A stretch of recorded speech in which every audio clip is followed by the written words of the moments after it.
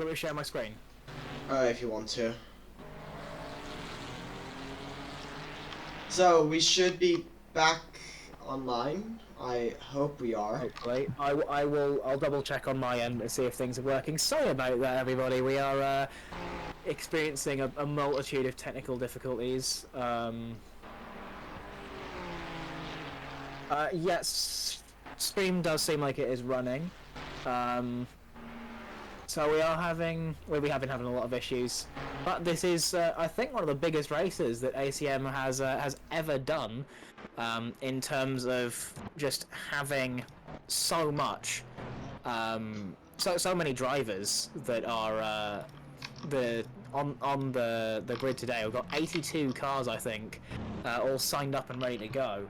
And we've got 82 cars. Well, we had more than 82 sign up, but it was on a bit of a first come first served basis.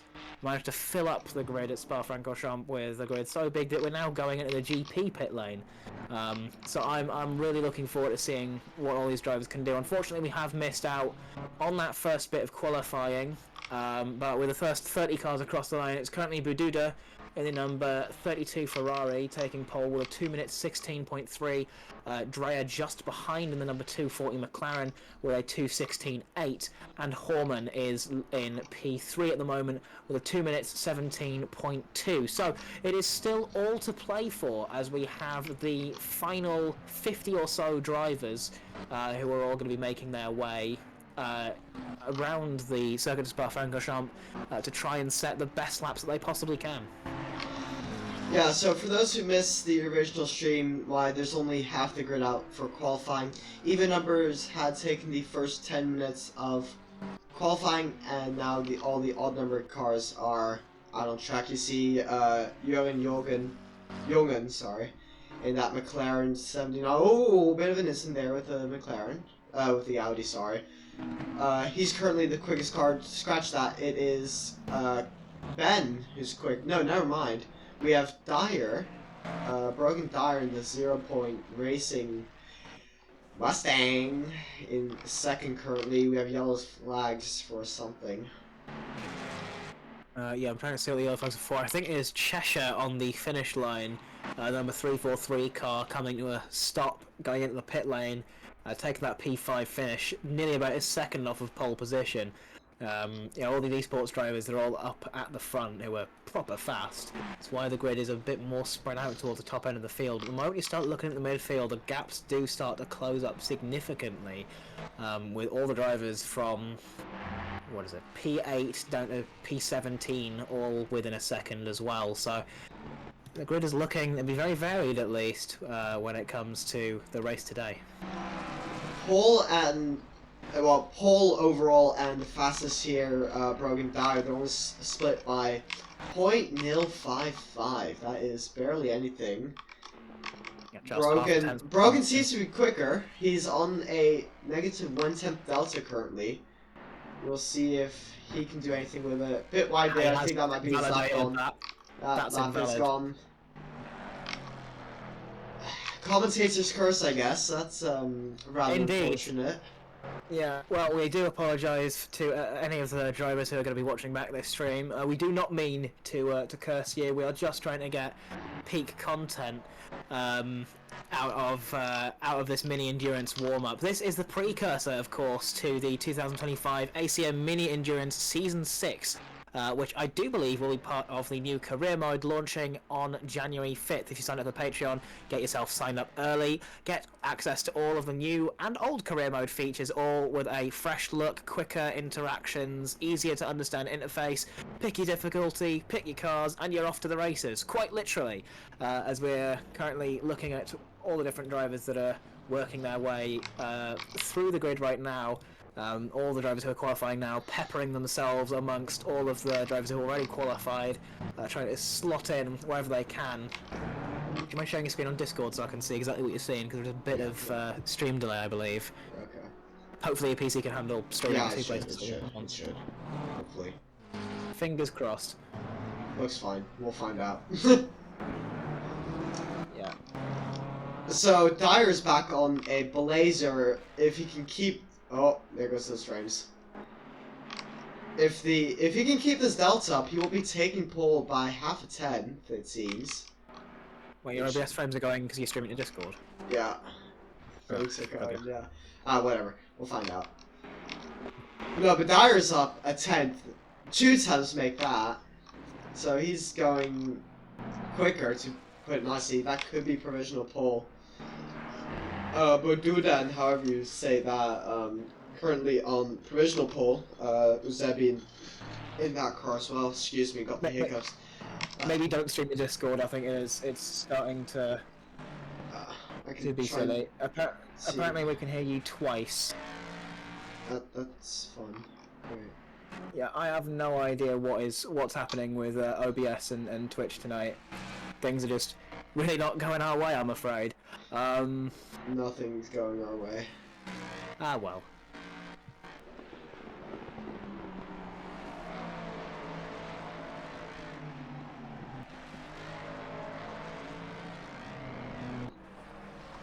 Currently looking through the grid to see who is having the biggest improvement. Currently, Dyer is doing pretty well. They've got about half a tenth in them. Well, I say that, they're starting to lose a little bit of it now, but they are starting to, hopefully if they can crawl it back through this final sector of the track, going flat out, unleashing that all that power from the V8 motor. I started hearing myself twice, forgetting I had the stream open there. My bad. They're very, very close to their previous best lap. It's all coming down at the bus stop chicane now. Who can they? Yeah, can they exit? Yeah, if he keeps a good exit, I think barely. He's just fallen short. He has not barely improved. misses He's messed out. up the exit of the bus stop. He has not improved on that lap. Yeah, barely misses out there on the pole position, but he's got one more shot, one more chance, one more opportunity. Does he have to fuel, though? Does he have to fuel to make it to the end? Will he take it or will he let it slip? Because Dyer is currently going to be blasting it through Eau Rouge and Radion actually to go down the Kemmel Straight, unleashing that American muscle all the way down through the Belgian countryside. Not getting as much time in Sector 1 as he did previous time. He did set a purple Sector 1 last time. He's 300th up currently. Sector 1 and Sector 2 is where he's losing the most time. Can he gain that back though? Let's see. Another driver who's actually seemed to be getting a lot is Kvashnin, all the way down in P22. About 4/10 of a second gained on their previous best lap. That will easily put them a lot higher up in the order if they can keep that gap where it's at. It's green deltas all over the place here on the qualifying sheet. Minus 1 second, minus 6/10, minus 2 seconds actually. With nearly 6/10 in the bag, Kvashnin, where do they put themselves? That's in a P. That's in a P12, and that is across the finish line to end qualifying. Kvashnin finds himself in 12th place, but there are drivers improving all throughout the grid. There's 2 tenths up right now. There is 2 tenths up coming through Piff Paff, and that's a Ferrari that's gone off. I think that's Kelly. That's Kelly, yeah. That was Kelly that had gone off. Keep it together, though. 2.5 tenths now. Yeah, even though Kelly deployed this tactical smokescreen, he has been able to keep it. Yeah, 2 tenths up. Yeah, if he can get a really good run through these flat-out corners, keeps it nice and sitting pretty through Blanchimont, that Ford Mustang is an absolute beauty to behold around Spa-Francorchamps. Into the bus stop chicane, he's going to want to get a really good exit now. Can he keep it? He's prioritized the entry. I think he's kept it. Has he? He might have. He's losing time on the exit. Is he going to get pole position? And he does! He does! 300th of a second. Brogan Dyer, take a bow. 0 Point Racing takes pole position. Right at the end of qualifying. And another driver that we're looking at, Jongen, for the QRT Esports team, slips themselves up into P8 with a cheeky improvement to a 17.5. That's a really good showing from Jongen in the number 79 QRT Esports car. Currently looking through the grid, seeing who else is on for improvement. Lazarevic is coming out down, 4/10 improvement, up in a P40. We have improvement further down. We have Matcha Peas. Kavernick has as well improved to P50. P60 there for Matcha Peas. points as well. I mean, that is qualifying over. Qualifying students. That is hectic. Qualifying is over. And with 12 different drivers who have not actually set a lap yet, they didn't set a lap in qualifying. This does make things a little bit more interesting as we come now into the race, into the business end, with 2 hours of Spa-Francorchamps ready to go. And yeah, hopefully we can keep the stream going and looking nice. I have had an idea in terms of how to essentially stream this with your Discord method. No idea. If I stream my screen, I could basically work the cams, and you can help to commentate with that by streaming my screen. Maybe If that we can try works, it. it'll be less intensive on both of our computers, I think. So if I will Maybe. stream We'll find out. NXT. We could try. I have no idea if this will work. We'll find out, I guess.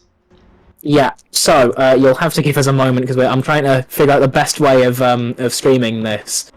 We'll see if we can figure this out. I'll have to quit and relaunch Discord. Give me just a moment. So 2 minutes 15 until we go racing. Looking down, there's some notable names who have not set laps, or haven't set good laps at least. That is honestly a lot of drivers. We're looking at Chukyo Tan there in the 727 Aston, the actual racing. So Okay. race this time. Also, other notable names down the back, we have Cairo Samuel in the number 7. That's an Iron Dames Iron Links livery there. That's pretty. I'm a sucker for Iron Dames livery. They're really pretty. Yeah, here we are. Let's see if I can pop this. Delivery is delightful. I will say that much. The pink is very striking. It does make it stand out a lot more against a lot of the other somewhat conventional coloured cars that you'd see on the grid. And with just about 1 minute and 15 left to go, I am excited for, but also somewhat dreading the amount of chaos that we're going to be seeing into Eau Rouge and Radion, actually, which are the turns 1 and 2 from the full lap rolling start that we're going to be having for this race. Normally, when you're doing a GT or what's it called? God, I can't find the word. If you're doing a sports car race, particularly those with hypercars and LMP2s. Shout out to our LMP2 and hypercar guys over as LMU as well. They're also streaming currently. Should maybe watch that. Yeah, we have 2 different races going on at the same time, at the same track as well, so pick your poison, ACC or Le Mans Ultimate. LMU is a game that I have actually been looking at getting into. One of my teammates is a recent LMU convert and has been trying to get me on that train for a little while now. I have heard mixed reviews about it, but all my friends who've been playing it have said that it's an absolute blast, and I'm thoroughly looking forward to seeing how all of these drivers are going to be able to tackle 2 hours of Spa. Some of these drivers are actually in teams, and the highest placed team at the moment is the number 240 car in 3rd place, with Dreyer and Usaby in the number 240 McLaren 720S. I mean, a lot of these cars, are actually solo drivers, which is really cool to be seeing, because seeing people drive for 2 hours is a bit of an ask if you are new to endurance racing. I know my first time I did a proper endurance race, it was the ACM BBR 6 Hours of Kailami, I think, the first one I'd done properly with my team. And it was my first time ever doing endurance racing, and I had to do a 2-hour stint right at the start. It was very scary, but it's really good practice if you can nail 2 hours. It's like that advert that plays in the UK for the military. You know, if you can fix a skateboard, you can fix a bike. If you can fix a bike, you can fix a car. If you can fix a car, you can drive 2 hours of Spa-Francorchamps in a Ford Mustang. I mean, I'm basically getting PTSD from my 2 hours of Spa. That was my debut race in ACC, and I was also here at ACM. We led the race for most of the race. Had Chris Davis champion here and also multiple-time race winner. Driving with me that race, led the race for most of the while, and then I probably binned it. So, not a race to look back at fondly, but here we are. I've been told to somehow make your volume louder, so your mic might be a little bit quiet. Mark is currently keeping us honest in the chat. I have to keep clicking on the Twitch stream to be able to see it. Damn you! No, Mark. I mean, we're not talking about my debut, Mark. That's not happening. I mean, I don't want to talk about my debut either. My first race was also with ACM.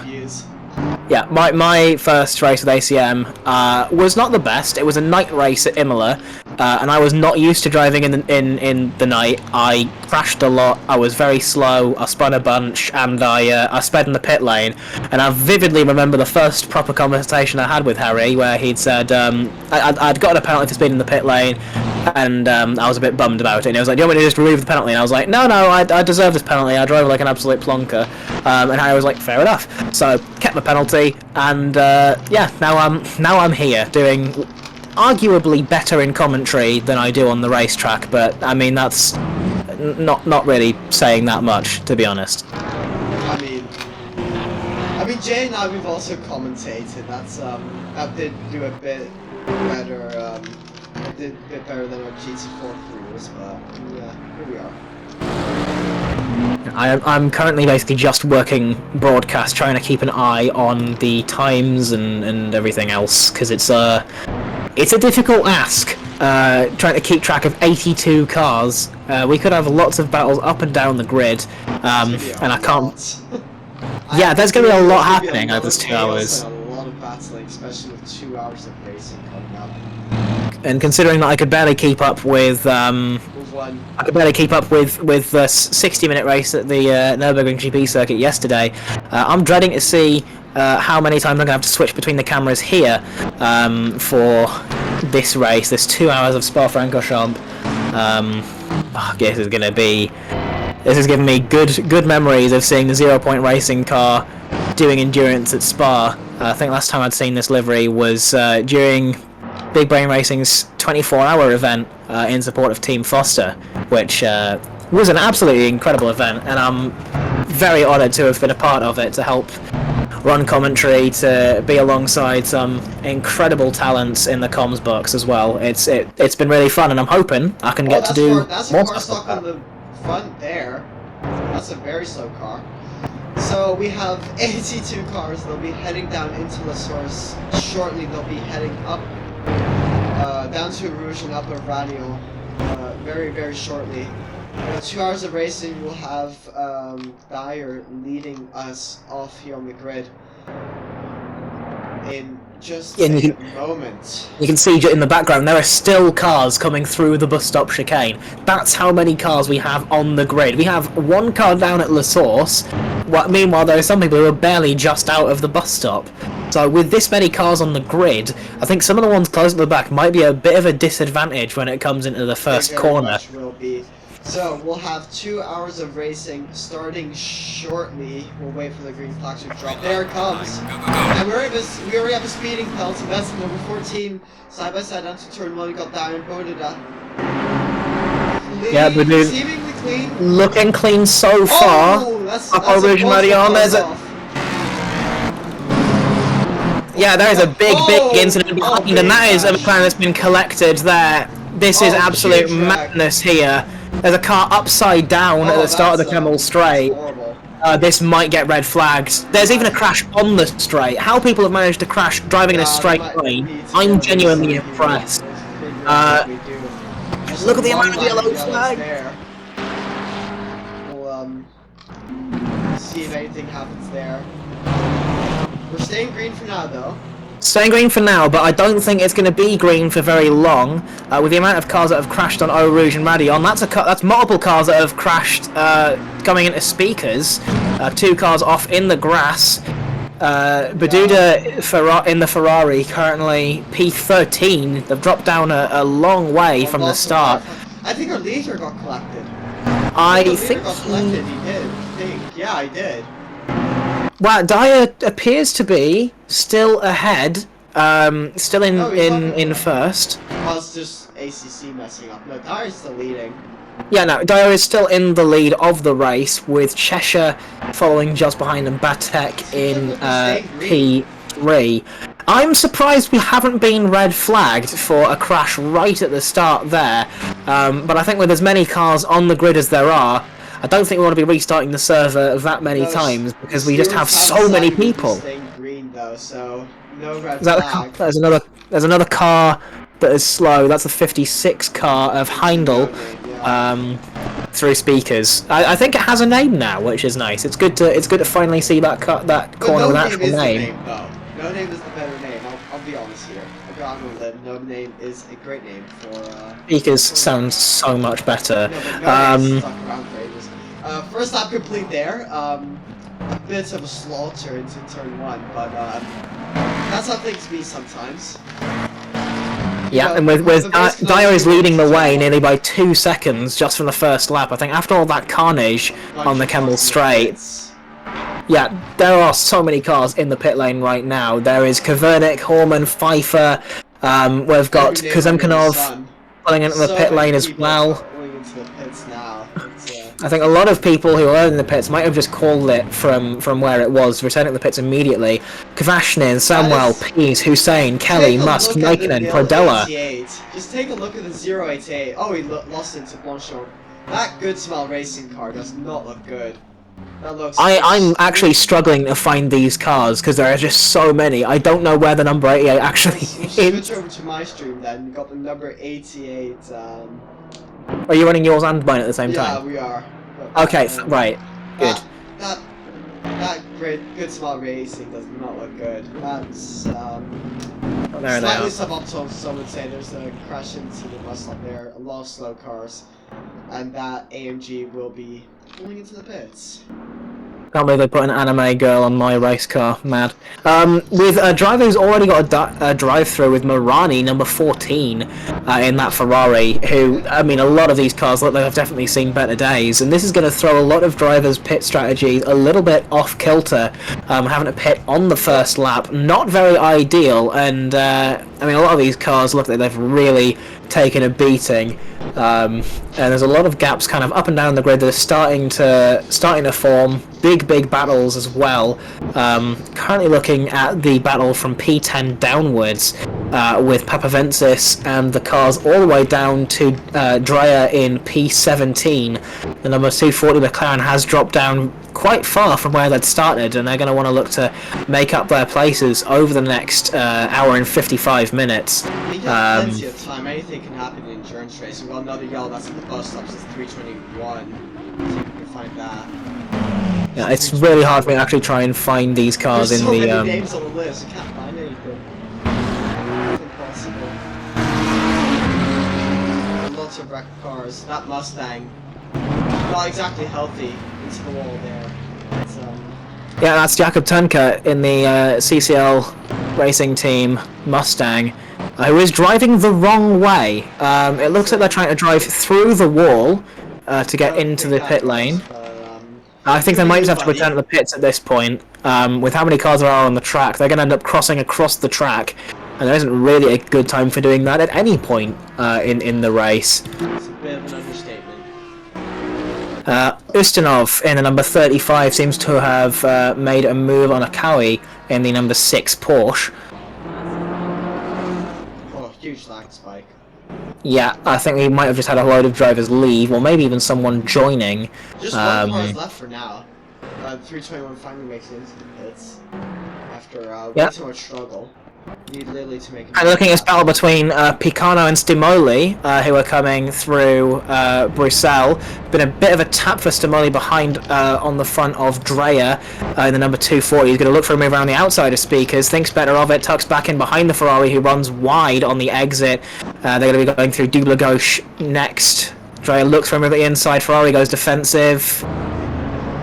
We've got Dreyer still, again, following that Ferrari, trying to get a really decent exit. That Dakota Esports car does look very, very pretty. And with Stamoli now up into P16, there's a bit of a fight there between Stamoli, Dreyer, Jacobs, Holter, Derschmidt in the number 669 Porsche is even going to look to get involved. And Jacobs in the number 87 going side by side with Dreyer as well. Coming in through these final corners, leading up to the flat-out section.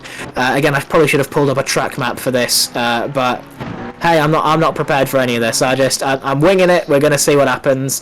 Through Kerpool Fair they go now, and it looks like an Audi is even trying to follow through on Dreyer. That is Holter, who has now made their way past Jacobs. So Jacobs, in trying to make a position, has lost a position to the DB3 Motorsport car of Bastian Holter, who's making a move to the inside to go defensive. That's going to compromise their exit from the corner. Derschmidt and Jacobs are still going to be fighting that position hard. So to cut you off there, we've got a huge battle for P6 currently. This is extreme. Oh, that's his spin. I think that's Astakov. Yeah, that's Alexander Astakov and the SD Racing Ferrari, who's going to flick themselves around. Brilliantly executed flick maneuver there, but they're going to have to join safely, and they do so off the racing line. They're going to have one final car maybe past them. No, Kregnaz has tucked in just behind Astakov. Well, that's certainly shaken things up a little bit. Looking at Skurligan on the outside of Papavensis, who gets collected by multiple cars. More cars on the wall there. No, no more. There. That's not Yeah. Great driver. Right in the middle of the track, the number 938 Optima Motorsport McLaren gets spun round and gets hit by a couple more cars. Not very good for their race. Paltari has made their way up into P10 in that Mustang. Everyone in the top 10 is currently in a Mustang sandwich. All of the top 10 actually, aside from Dyer and Paltari, are in McLarens and BMWs as well. So we can definitely see who what types of cars the faster drivers are picking, or maybe these are just drivers who've gotten lucky and have managed to avoid all the carnage that happened. Survival of the quickest car, that's the question we're asking now. Indeed, I mean, with all that chaos that was happening earlier on the first lap, with drivers finding fantastic ways to crash while driving in a straight line, there's been a bit of a shake-up in terms of the order. Bevudas has also seemed to have dipped down behind a couple more cars. I think that's been a spin for that Greek driver in the number 673 Silver Surfer McLaren, who's locked in a bit of a battle for P24 now, I think. It's certainly been a few opening laps. To put it lightly. I hope that my stream isn't too I don't know if you've put it to 60 frames or 30 or whatever. It is on 60. Okay, I think that's just OBS. It's meant to be on 60. I think we're just all collectively suffering. Yeah, there's been a lot of issues recently on the software side. I think even Discord has been having a few issues in terms of packet loss. Yeah, Astakov has seemed to have another bit of an issue, and then they go spinning at the bus stop chicane, I think coming in a little bit too hot. That Ferrari does not look right. He is continuing on though. Instead of actually coming up the pit lane, they are going to continue to race.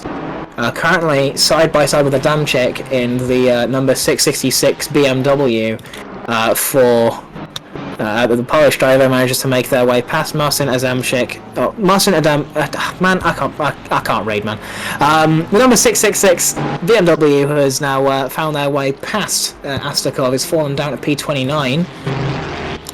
Roman Point seems to have had a bit of an incident earlier on, and they've dropped a couple more positions as well, down to P39. Still looking up and down the grid. Skulligan in the number 454 McLaren is currently leading a train of drivers down to Van Nimmen in the RVR Ferrari, number 80. There's a lot of battles happening up and down the grid. Extreme has now made their way past Point, who again does seem to be very, very slow, I think through no fault of their own. Weissman dips back behind Wessels, who seem to have made a move at the end of the Kemmel Straight. There's so much action happening up and down the track, I can't tell you what's happening. Jakobovic and Denning also having a bit of a battle coming into Lake Com. That is a Mustang that's gone drifting there. I think that was a Robert Marti who has had a little bit of a slide coming through Lake Com and went off track. They're now behind Heindel in P46. Again, it was the back of the grid. A lot of the gaps have opened up. I think this is all of the drivers have had to pit for various damages and such. So that's why things have spread out a little bit more there. So Dirk, do you want to play a little game? Is this going to involve a hot oil, a KFC deep fryer, and things that I have to dip in there? No, it will not. Let's play a game of over-under. How many penalties are we saying at this current moment with 1 hour 14 and 8 seconds left? By the end of the race? No, by now. Just from now. Just from now. I'm going to be saying 20. Way higher. We're at 57 currently. We're at 57 penalties and we're only about 10 minutes into the race. This is madness. The stewards are hard at work. All three of them are just grinding away. But we have quite a few penalties that are getting sent through. But, yeah, lots of them being processed by a hard-working team of stewards who are working even harder today with 82 cars on the grid and a royal headache for the stewarding team. I'm assuming that's for all of those cars that crashed at Eau Rouge and Radion, actually. Van Nimmen is currently chasing down Brududa for P11. Just ahead of them is Peltari and Krasnov, who are both trying to chase down the number 454 car of Skurligin, who's currently sitting pretty in that McLaren, managing to hold off this train that is behind them. They're going to want to pull out a bit more of a gap. But these endurance races, they're more so about trying to... It's less about pure pace and more about whether you can keep that pace going consistently, lap after lap after lap. And with the amount of chaos that's already happened in this race, we're only 15 minutes in, barely, and we've already had such a huge shake-up to the grid. So I will try and keep an eye on everything that's happening right now, but I will be not very good at it, I think, with the amount of people that are currently racing. We've passed very hard. And a half, and we've already added another 5 incidents to the sheet, so something's brewing. You can see the track map on the side, absolutely diabolical with all the cars, but yeah, here we are. Definitely. Yeah, are you still sharing, streaming my screen? Sorry, or yours? Still seeing your screen. Excellent. Right. So Denning has had a bit of a spin, actually. Sorry, coming through speakers. I don't see how that's happened, but it looks like they've ended up on a wall. That BMW has seen better days. As Kasperkovic is looking. Oh, is that Kasperkovic who's just gone past them? No, it is not. Okay, that was a different car. I think that is a car that's lapping them already. What? I'm confused. It's or is it a lapped car? I have no idea, honestly. It's so much chaos. We have multiple cars. We have more cars in the pits. That's the white Mustang. That's Bilge. Oh, that was it. Sorry, that was the 778 car of Sadok, who's currently P60, who's just unlapped themselves from Denning. Heindel has also had a bit of an issue coming through Piff Paff. I'm sure it has a different name now, but Piff Paff is just so much more fun to say. I think Piff Paff's the correct name.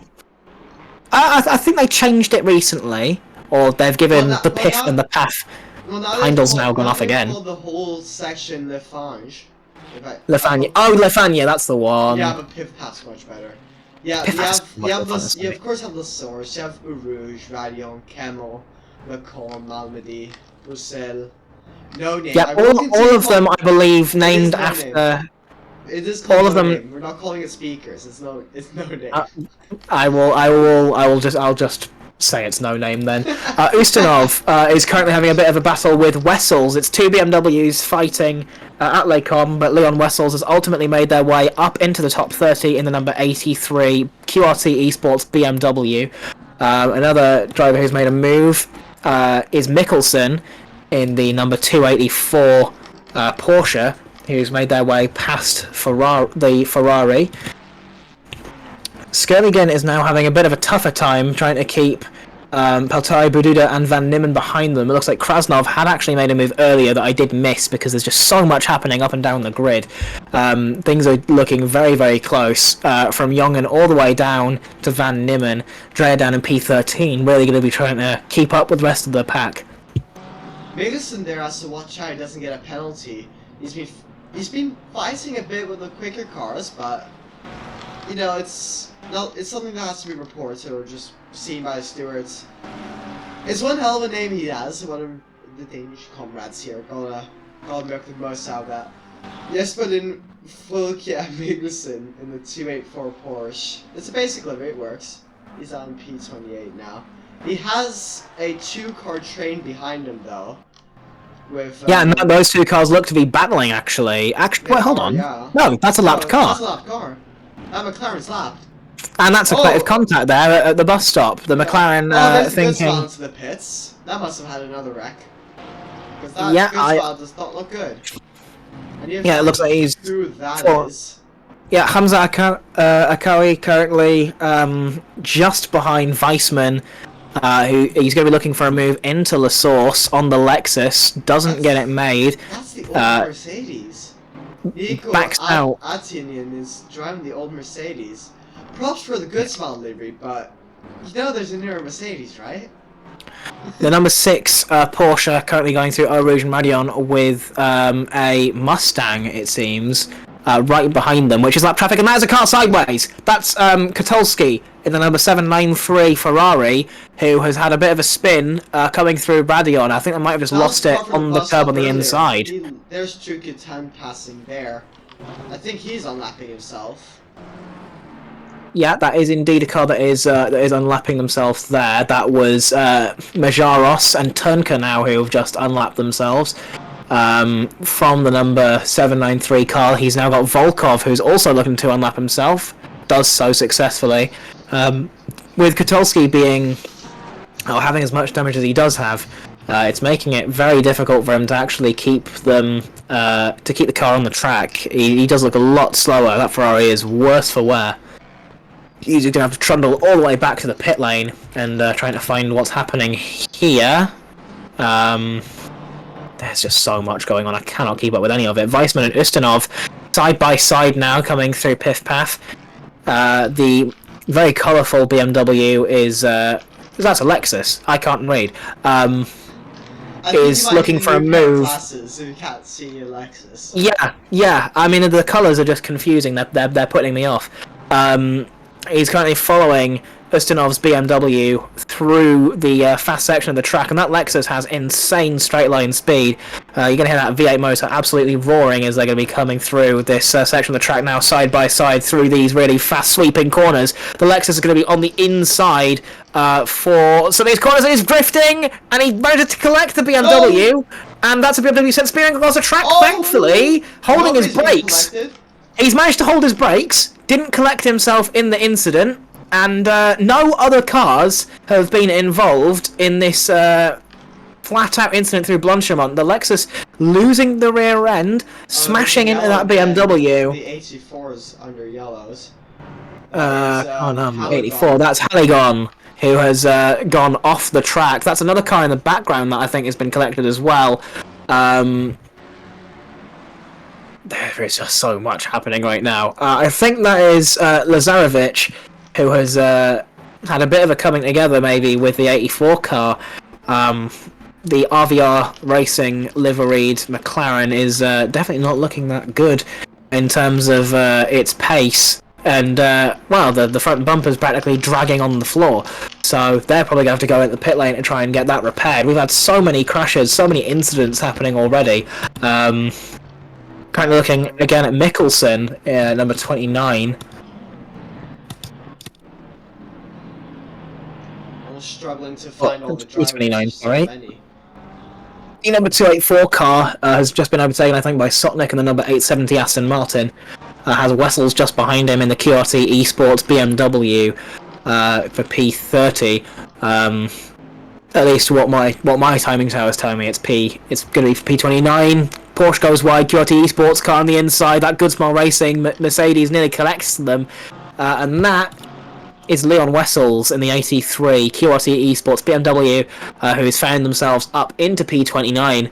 A very, very good job from them. Really nicely executed overtake. Peltari currently being overtaken by Stimoli in the number 28 Team FAM's Ferrari. He's going to get chased down by that Ford Mustang, which looks like it does have a bit of front aero damage coming through Eau Rouge and Rayon. Actually, the Ferrari not with the best straight line speed and not with the best run there through the corner. Spearing across the track, not holding his brakes at all, and he's caused this massive incident at the top of Eau Rouge just by slamming into the wall and not holding brakes. This, ladies and gentlemen, is why you use that pedal on the left-hand side, the stop pedal. Whenever you crash, it makes it way more predictable for if you do get involved in any sort of incident. It makes it a lot easier for people to tell where you're going, and more importantly, so that you don't end up collecting anyone else like Peltari has. That's going to be at least a firm smack on the wrist from the stewards. We're now starting to see a couple penalties rolling in. Looks like Bududa has been given 15 seconds worth of penalties already, 20 minutes into the race, and I think we're still working through the first 60 or so incidents. It's gonna be a long night for the stewards. We're already up onto 85, which is crazy. I don't think we've ever seen a car count or incident count this high in ACM, so I'm sure it's only going to climb up from here, as we've got so many battles happening up and down the grid. I cannot keep track of all of them. I'm going to look at Jeroen Jongen in the number 79 QRT Esports McLaren, looking very nice there. That's another car that's gone off. I think a lapped car. Yeah, yellow flags for car number 28 as well. That is Stimoli. Again, who seems to be having a lot of issues. After smashing his car in Eau Rouge, I don't think he's got the front downforce that he needs. He needs to be predictable. Almost gets collected by some of these other cars that are going to be coming through now. He spins again. Almost into the path of Wessels, who I think has maybe just managed to avoid that. Car number 797 also having a bit of a torrid time. Tan has now dropped back a little bit. Chukyo Tan in the number 727 Aston Martin, who is, well, they've just dropped down behind Weissman. I'm thinking they might have had a little bit of a spin. No damage to that Aston Martin, but I mean, there's so many cars that have had big crashes. Heindel currently in the pit lane after crashing earlier, I think, or having some sort of incident. Bugan in the 999 Mustang is now stuck in the wall, seemingly not being able to find the reverse gear, getting dropped down a lot of places. Slightly suboptimal. That Mustang doesn't look good. No, definitely not. But I'm going to try and focus now on the battles that are actually happening through the grid. We've got a Ferrari off. Peltari is 28 off again. Yeah, 28 I think is just really struggling out there. Peltari is he's got a lot of front aero damage on that Mustang, but he is currently staying out. He's got Bastian Halter just behind him. That's a car that is spun around Peltari. If I can find what that is. I think it might have been de Klerk who'd spun into the wall there. Not an ideal way to be taking. Oh, another spin! Oh, that's a 257, sorry. That's a spin out of Blanchimont trying to avoid Simol in the 28. I don't think he's got collected. I cannot actually find this car. Gregorian seems to have also had a bit of an incident going off the track. One of our top finishers yesterday is having a really tough time today, dropping all the way down to P20 behind Horkov in the number 100 Ferrari. And I think they've just had a BMW on lap themselves, and they're in the wall. They've got a little bit wide, and they're stopping on the side of the road. This might be the end of the race for Gregorian, who returns to the pit lane and has left the race. So we are a couple drivers now short, but I'm still keeping an eye. Van Nimmen has had a bit of an incident through Eau Rouge and Radion. Actually, Halter, Van Nimmen has just done a revenge wreck there. I completely caught that on camera. It looked like he had some sort of incident with an Audi who was in the wall. Looked like he'd just spun right out of the way. He's actually trying to just cause as much chaos as he can this is going to be a disqualification at least for Van Nimmen, who has looked very strong up until they displayed a moment of weakness and they've lashed out against the Audi that seemingly might have had a bit of an incident with them earlier. That is just not acceptable in any form of motorsport, especially here in ACM. Revenge wrecks are not acceptable anywhere, and if you do have something that's gone wrong during a race, please just report it to the stewards. Don't be Batman. Don't try and, you know, put your justice on the track. Keep it to the steward's office. Don't do stupid stuff on the racetrack, please. Yeah, it's not the greatest place to do.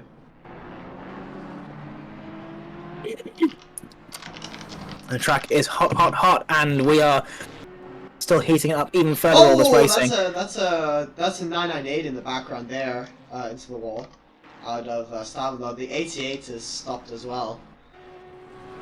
Yeah, Patrick Bugan in the number 999 has had a bit of an incident there as well, coming through Paul Frere, I think it is, the first flat-out right-hander in that final section of the track.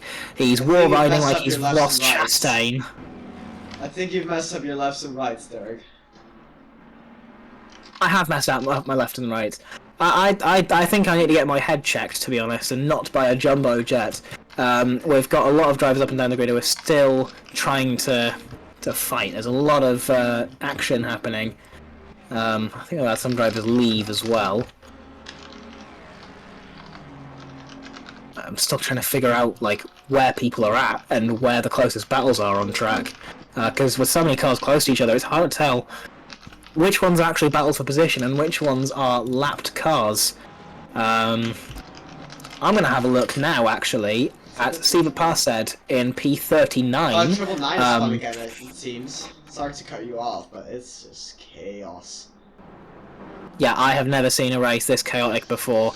And that's Siva Parsed who's managed to make their way past. That's a Ferrari who's overcorrected through Blanchimont, and they've ended up in the wall. I think that's Pfeiffer, who's had a bit of a crash there.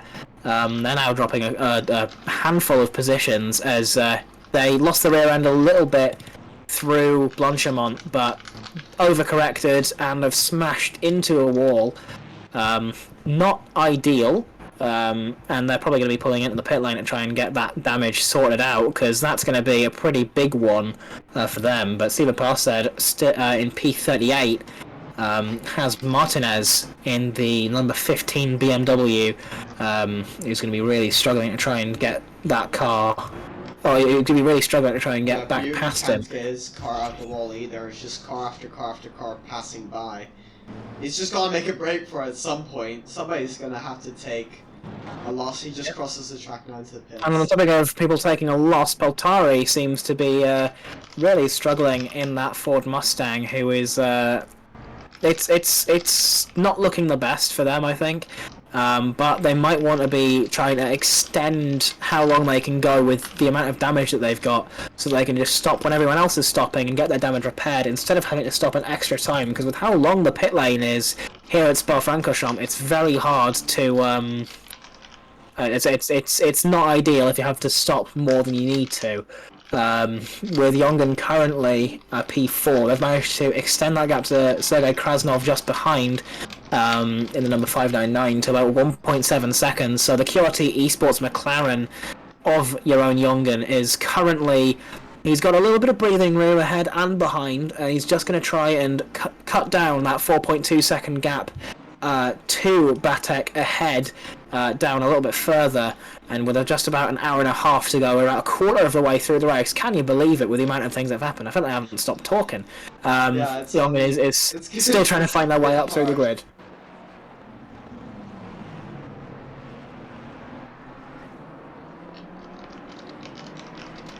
It's certainly a grid to behold. We'll switch over to my POV. We're seeing Bugan go backwards down the pit lane. He's got disqualified. Absolutely perfect. We'll go back to... And Mari in the number 46 W has made an overtake on Martyr in the number 16. just up the inside into the source. Very, very nicely done. Well executed move to get alongside, up the inside, gets a better exit, blast through onto the camel straight. That's a move done. Up in P6 for Mari. Skurligan is trailing just behind Bududa, who is holding P8 on track with a 15-second penalty.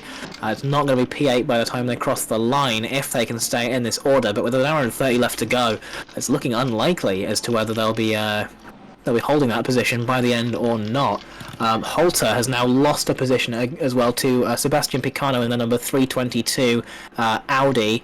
The Ukrainian driver is making his way through the grid and has managed to pick Bastian Holter off. The two Audis fighting tooth and nail to try and get that P12.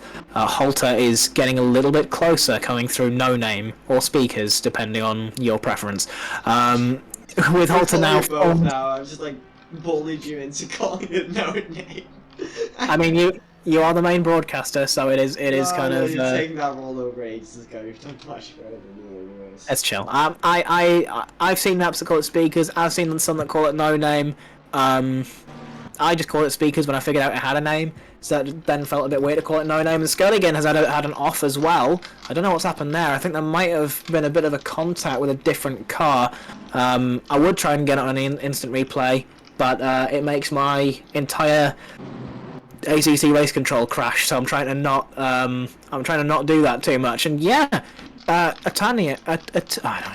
The number 88 car does seem to be in the old Mercedes, and I'd recognise that look from anywhere. It was a car that I drove in the Simifa Boomer Cup, because I don't think that Team Goodsmile had anything on the newer Merc, unless I'm wrong. They will soon. They've entered the 2025 24 Hours of Spa.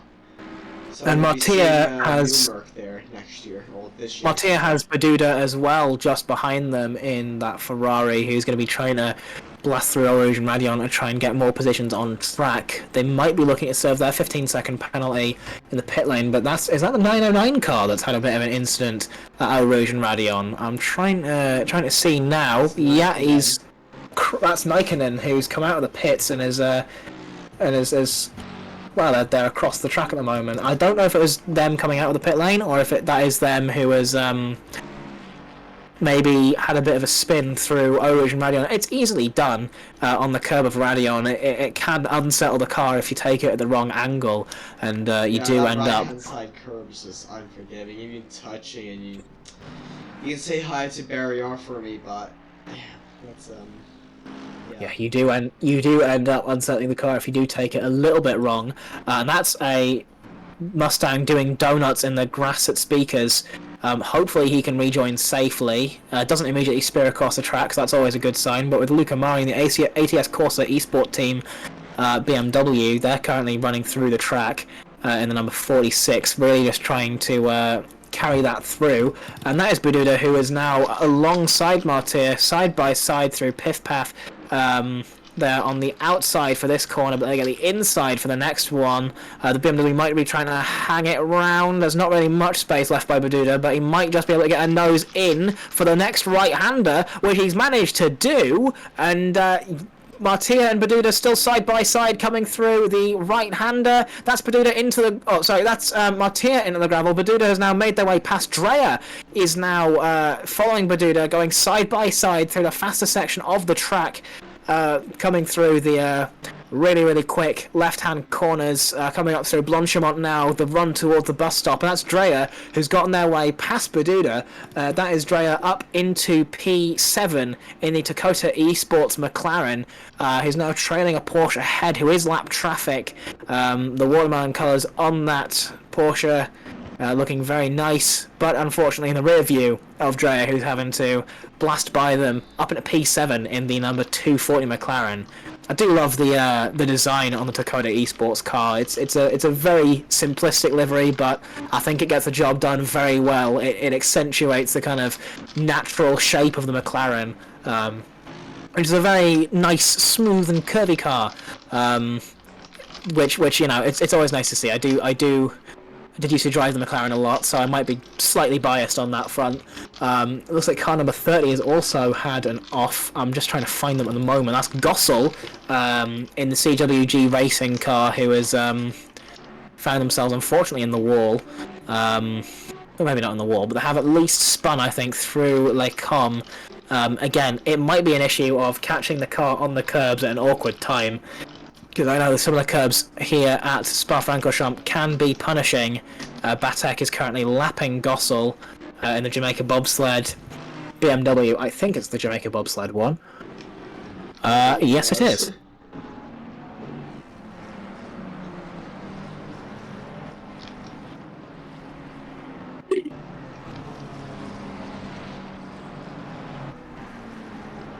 Jacobs seems to have made their way past Peltari as well. And the gaps there are looking very nice. Bavudas has now come into the pit lane. The number 673 is taking their stop. There's a yellow flag here, as there is a car backwards on the track. I don't even know who that was. Car number 4. Who is? I can't see their name. That's Batek. That's Batek! That's Batek! He's at a spin! He's dropped out of pin 10! He's dropped again! He seems to be having a really tough time. Something must have happened. Maybe hardware failure? Yeah, he's gone back in the pit lane. Yeah, it might be some issues. That might be a hardware failure from the Czech driver, who's unfortunately found themselves in the pit lane. Possible hardware failure, maybe a crash earlier, out of their control, and maybe overheating the rear tyres. Since the track is very, very hot at the moment, it's not exactly the best for the tyres, or the tyre wear either. Krasnov looking very ready to make more moves, but that's Jongen actually. Jeroen Jongen in the P79, in the number 79 QRC Esports McLaren. Currently 3rd position. Very, very well done from the Dutch driver. He's really going to try and... The 426 is spun in the Malmedy. Don't know who that is. Is that Leach? That is Leach in the JP Motorsport McLaren, who is... well, it looks like he's having a little chat with the marshal there, very enthusiastically waving that yellow flag. But with that 5-second penalty, he's just kind of sat there. I'm not sure if he's going to continue on with the race. We have a lot of drivers currently in the pit lane. Anderson, one of them, who is... I can't tell if they're doing a pit stop or if they are just quitting the race. Into the barrier. Now, Derek, let's play our favorite little game from yesterday. Who has penalties?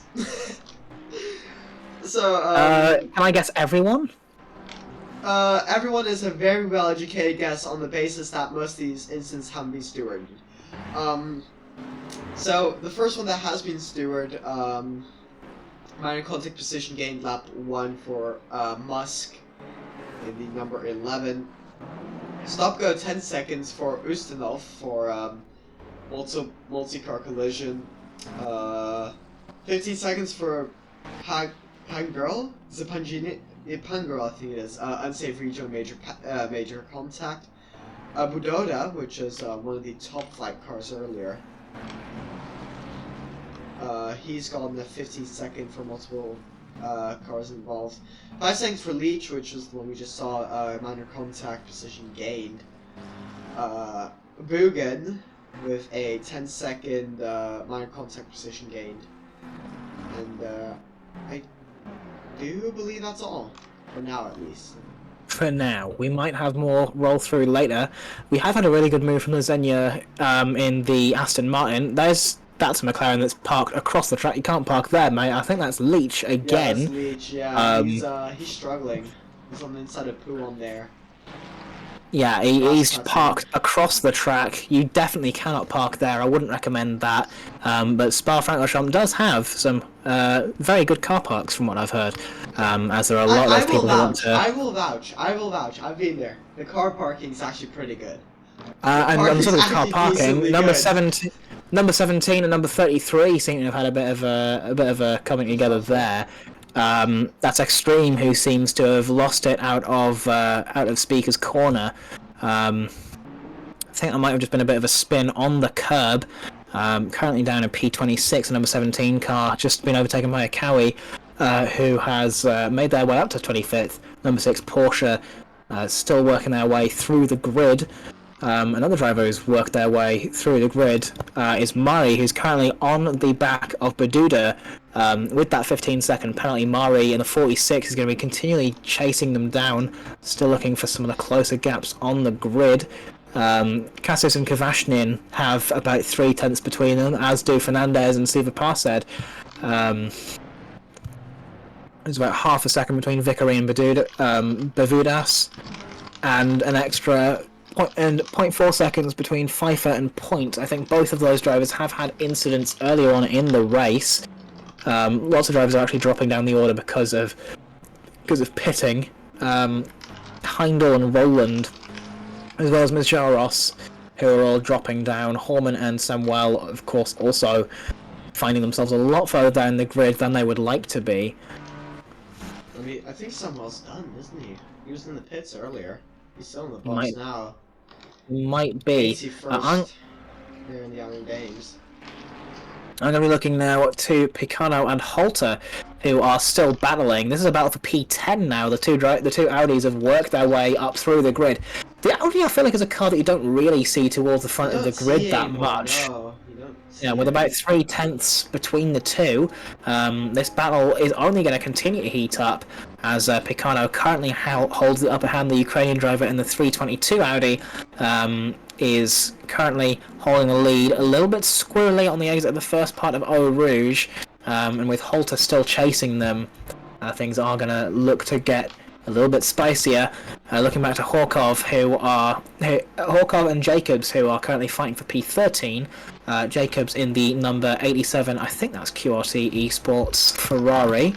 It is indeed. Sander Jacobs, the Dutch driver, chasing down Horkov for P13.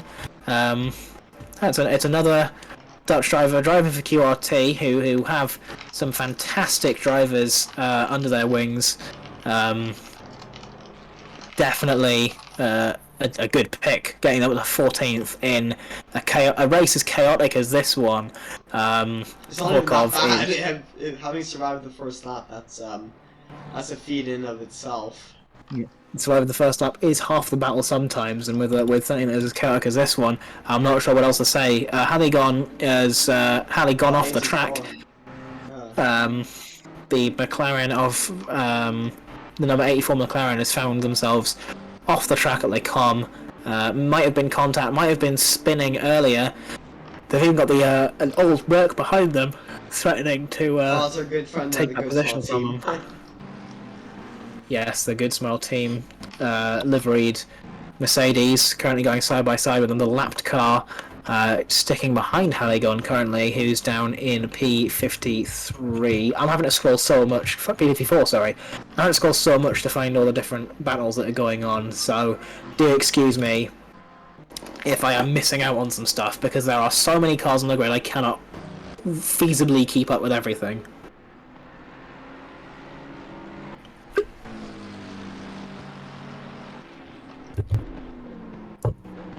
Let's have a look back to Mori and Martire, who are still fighting for P7. As the closest gap up front, or towards the front of the grid, we seem to be having a little bit of fighting going on. Horkov and Jacobs are still fighting as well. This might even become a three-way fight if Papavensis and the number 938 McLaren can get themselves involved in this as well.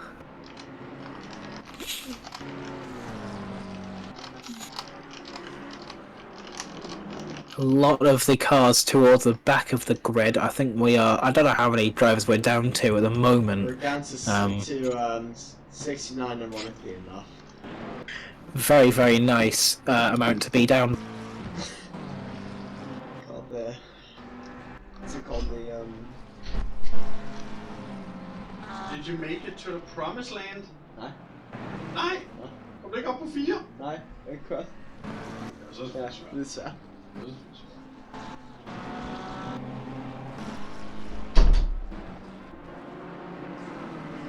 I'm just going to let the camera sort some stuff out. I have had something come up really quickly. I'll be right back, but I'll leave you with this battle on my end if you want to keep anything else going, feel free to feel free to switch to your POV, but I will just keep my camera on this battle between Mari and Martire for now. So yeah, now Dirk's call. Now can we get to the interesting content? Okay. No, still battles going out throughout the grid. We saw the battle for P7 there with Mari and Martire. I hope I didn't butcher that name. Still one of the leading battles.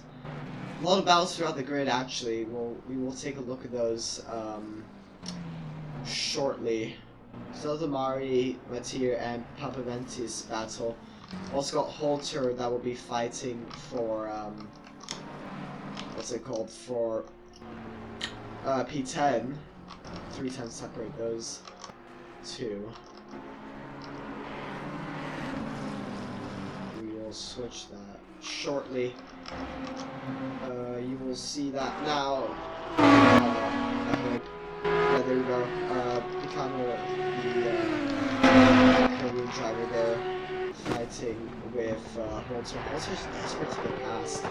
2 Audis there. Holter wants to go for a move. He won't get a move done though. We got the Porsche up ahead. I believe that's a knockdown. 7 rounds. For accuracy from that.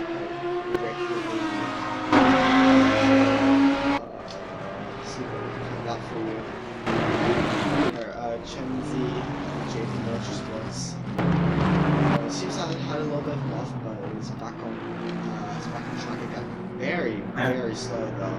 So, Have returned. I'm going to actually switch back to this battle between Picano and Holter, because that gap is now down to just about 1/10 of a second, and it's going to be a battle of whoever can get the best run out of Radion. So the two are actually quite equal, but Holter does have that slipstream. He could make a bit of a dive into Eau Rouge. He's getting in Picano's mirrors, but he's not making a move just yet. He's getting closer and closer. Just going to try and wait for a gap to open up.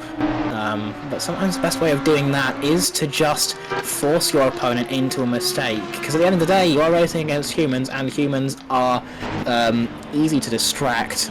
They are... hold on. Number 33.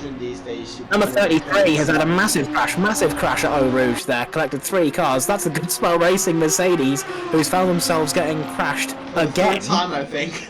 That's the third time. There's just no luck for that car, and that is an unsafe rejoin as well from the from that RVR Ferrari. Don't know what position they were in. I genuinely cannot tell where these people are at because there's just so much happening at once. I think that's Kranyaz in the number 114 who'd been collected in that, and then rejoined driving directly across the track, and they go straight on at Les Combes, and they might be looking to retire from the race, or maybe they've just outbroken themselves. I don't know. That Ferrari has definitely seen better days. Krutov and Wessels are now battling. Wessels in P20. Trying to make their way up past Krutov.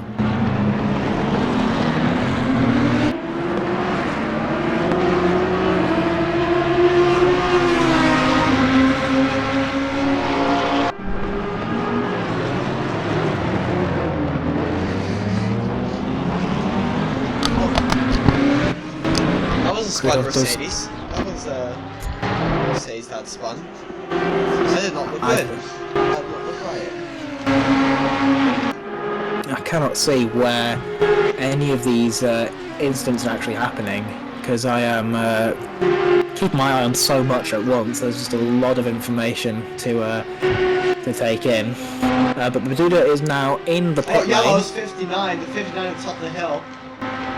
That's Anderson. That's Anderson. They might have had a bit of an off at Eau Rouge and Radion, actually, with Beale in the 277 having a drive-through penalty. That I think drivers. Let's go.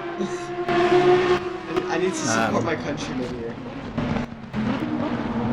Where well, it looks like Wessels has managed to make their way past Krutov. I didn't get that on camera, but Wessels now up into P19. The Dutch driver QRT Esports number 83 making their way up. That's going to be P18, I think, by the time they can get through Orouge and Radion, as Baduda is in the pit lane.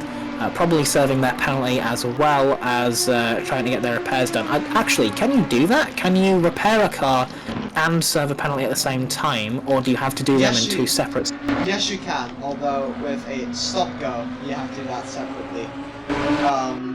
So how it works with a regular 5, 10, 15, 20, 30-second penalty, you sit there in the box for however long you have the penalty, and the mechanics are free to do whatever they want to your car. Within the rules, of course, but, yeah. Once you've served your 10 seconds standing still, have fun on the car, but with the stop go, you have to go for a full stop. So we see 3 Audis there. Cano's behind Holter now. It's another... oh, what a send! Oh, 4-car collision! Two Audis, both sending it on their respective lapped cars. There's now a bit of a alternating pattern there. I think it's going to be a bit of a penalty from both of them, because at the end of the day, if someone is lapping you, you need to be consistent. And well, the Audi that Holter just dive bombed him back into the source. He's now got Picano side by side with him. 3 cars. Holter just sneaks ahead. He's managed to squeeze him back behind him. Audi in front. Yeah, that Audi in front, Holter and Picano are going to want to get past him as quick as possible. Going to the outside. Side by side now, going through the Camel Straight. He's getting the slipstream, I think, from the Audi ahead, and he's managed to make that move on Holter before the corner's even happened. Holter's looking for it again. Holter's getting tucked in behind, though. Stuck behind him, but again, if you are a car under blue flags, there is no need to let them by immediately, but it is considered unsportsmanlike to actively defend from cars that are lapping you, and at the moment that Audi is holding Picano to the inside. Holter's now going to try and make their way past, and it does look like he is being, or the lapped Audi is being a little bit more aggressive than they need to, holding Holter behind them on the outside of speakers. He's going to look on the inside of Pouron. Ideally, that Audi should just, on the outside, should just back out. Holter had a couple taps with the Audi, which has allowed that Ferrari to get past him. Ideally, that black Audi should have just backed out, let them pass, let them do their own fight, and then continue on with their own race, because probably ruined both of them for Holter. Holter's well on the short end of the stick now. So we're approaching the halfway mark now. We'll probably see cars pitting soon. When will the leaders pit is a great question. We have some people in the pits now. Piltavi and Ashtikov are in. Among other cars, Anderson's in as well. Yeah, Pil Anderson there is in as well. Luca Murray has had a spin, I think, at the bus stop. They're now working their way in the pit lane. I don't know what's happened to that car, but Murray seems to be making their way into the pit lane after probably some sort of crash there, unfortunately for them. Mikkelsen has been overtaken by Weissman. Mikkelsen has had to slow down to allow that 0-point Mustang through. I think that is Dyer. Yes, it is, who is currently leading the race, saying absolutely insane lap times. Their previous lap was a 2:18.9, which, even if that wasn't... even if the fastest lap wasn't even better than that, that would have been the fastest lap. He is still the quickest driver out there on track. He's got about 9 seconds to Cheshire behind him. So yeah, things are looking very spicy all throughout the track. I'm trying to keep my eyes on all these different battles that are happening. I'm just keeping my eyes on the pits right now. There's a lot of people pitting. When will we see the leader pit though? Spot in the middle maybe, but Yeah, we've got Kotulski and Beale fighting here for P43. The Mustang looks for a move on the inside. The Ferrari might have a better exit out the corner, but with the amount of power that Mustang can put down to the rear wheels, the Mustang might actually have a bit of a better chance through Eau Rouge and Radion. 84 is fun. Don't know who that is. That's Cagnon, who has Haligon, sorry, who has Haligon again. Gone again. Haligon into the wall again. He's having an absolutely miserable time. Yeah, it was not fun, I would say. But here we are. Yeah, he's still trying to go on. So I salute the spirit at least. At least it is the effort. Yeah, he's letting a lot of the other cars through. But hey, if they can get to the other end of this race and cross that finish line, it's a big achievement. I mean, you're doing better than most of the people already, but...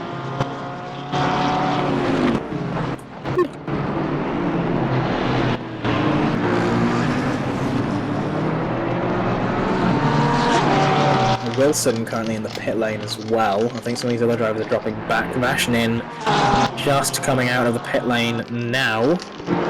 Number 19, McLaren, just behind that Ferrari of, I think that's Cragnaz. No, it's not. I don't know who is who at the moment. It's very difficult to read. Ferrari might be lapped traffic. Vashnin's going to go around the outside into Les Combes. Works their way through, easy peasy, through Les Combes they go. Very good move, not for position, but still very good move. Picano coming through Eau Rouge and Radion with Holter just behind them once again. I do also want to say big shout out to Dreyer, who is in P5, even after all the chaos that had happened earlier on in the race. Yellowstone Kemmel, that is 3 cars at least. 257, sorry to cut you off there, but that seems to be one big one of the crowd. Oh, and that's another one. That's another even Porsche more. involved. That's why you have to check your mirrors when you rejoin, kids, because Derschmidt has now been involved in a pretty big crash with another car behind still recovering. But that 669 car is not looking like the best. It doesn't look great with the bonnet basically popping open there, which is not ideal. The car is still running in P11, but with that much damage, I wouldn't be surprised if it had to come back into the pit lane. Well, that's the 59. Who would that be? There's so many people on the list. That's Anderson. That was Anderson. They got collected in that crash, and then decided to just call it a day there, and have unfortunately left the race. So we are down a lot of drivers now. Have left the race after having a bit of a torrid time all the way throughout the race. Pits as well. Migglesey's just entered the pits. We have Martinez around the outside of Mustafa there. As well. Nossek's in. He's releasing now, I believe. Yeah, there he goes. I'm looking at Picano and Holter currently going through Blanchimont as well into the bus stop. Again, we are reaching the halfway point. This is where people are going to start pitting if they will be pitting, obviously. 2-hour race, and the temperatures on the track are huge. Friendly. To be fair, I have had snow around Spa in March. Oh, sorry, in May, sorry. Went to Spa, I believe it was 2019. 6 hours to Spa. We wake up on Sunday. Oh, it's snowing in the middle of May. So, if you watched that race, you would know how... Oh, there's yellows again, 69 and 21, down after Blanchimont. That's going into the bus stop. That's Spossel, who has had some sort of off there. I don't know what exactly happened, but it can't have been good if it's causing a 69 car to trail into the pit lane. Mikkelsen in the pit lane as well. Derschmidt's in the pits in the Herbert. A lot of people are coming into the pit lane now. Look, I know the strategy with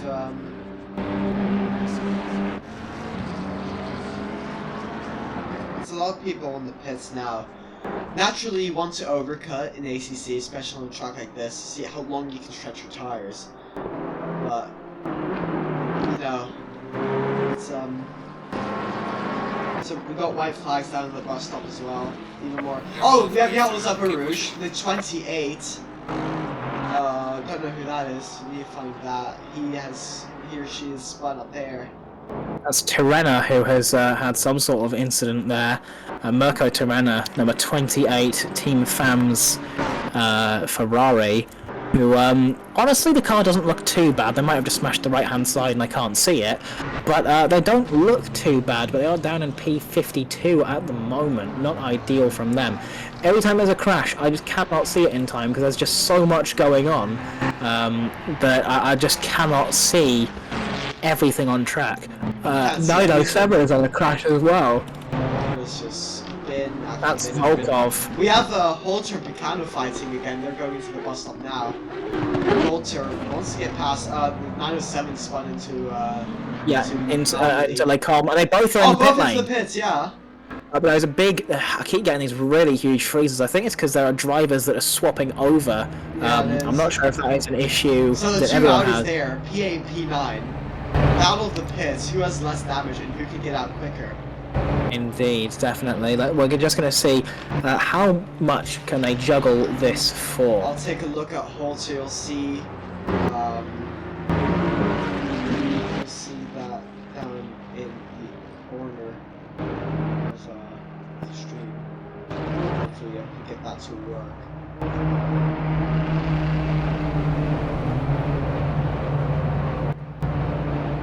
See if we can get that down into the corner so you can keep an eye on that battle.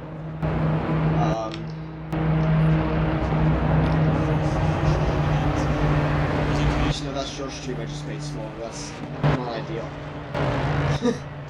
Okay, whatever works. Yeah, there'll be an eye on the pit lane battle. They are extremely close in the pits. Well, I think they're right behind each other. Yeah, they are. They are literally right behind each other. We'll see who wins battle of the pit lane here. Let's see what that comes to.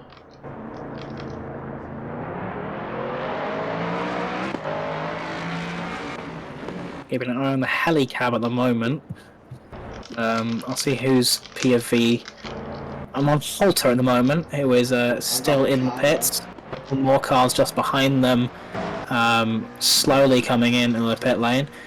We have Picano just ahead, who is...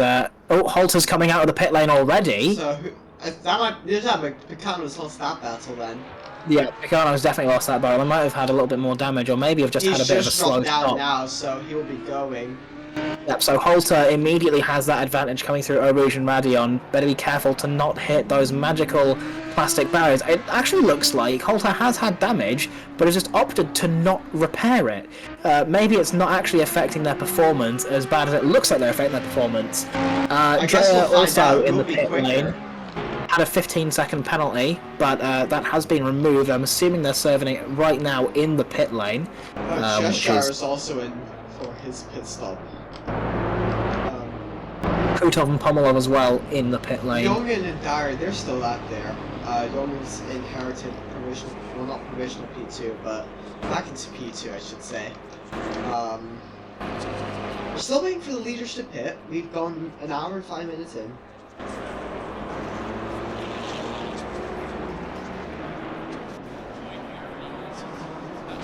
I'm looking now back to Weissman and Beduda, who are having a little bit of a battle. The Lexus has those really nice colours on there, and it is having that brown Ferrari just behind, up the inside, through Double Gauche. I was able to make their way up into those big positions. There's a yellow flag for Jacobs, who seems to have been collected by some other cars in the pit lane, or someone else who's come out of the pits, who's now... Oh yeah, that's two cars actually up there. That's not good. That's going to be collisions in the pit lane then. Yeah, something has happened there, and I have absolutely no idea what it was, but unfortunately Jacobs is now... Well, it seems like they're in P4, from what I can tell on my little display, with Cheshire just 12 seconds behind. That Ferrari did look like they'd been involved in a pretty big crash, so Not sure what's happened there, but I'm hoping that it isn't too bad for the number 87 QRT Esports Ferrari, who's looking to still work their way up through the grid and get themselves onto a podium finish. Dyer now in the pit lane, our leader, fastest lap of the race, is now pulling into the pits.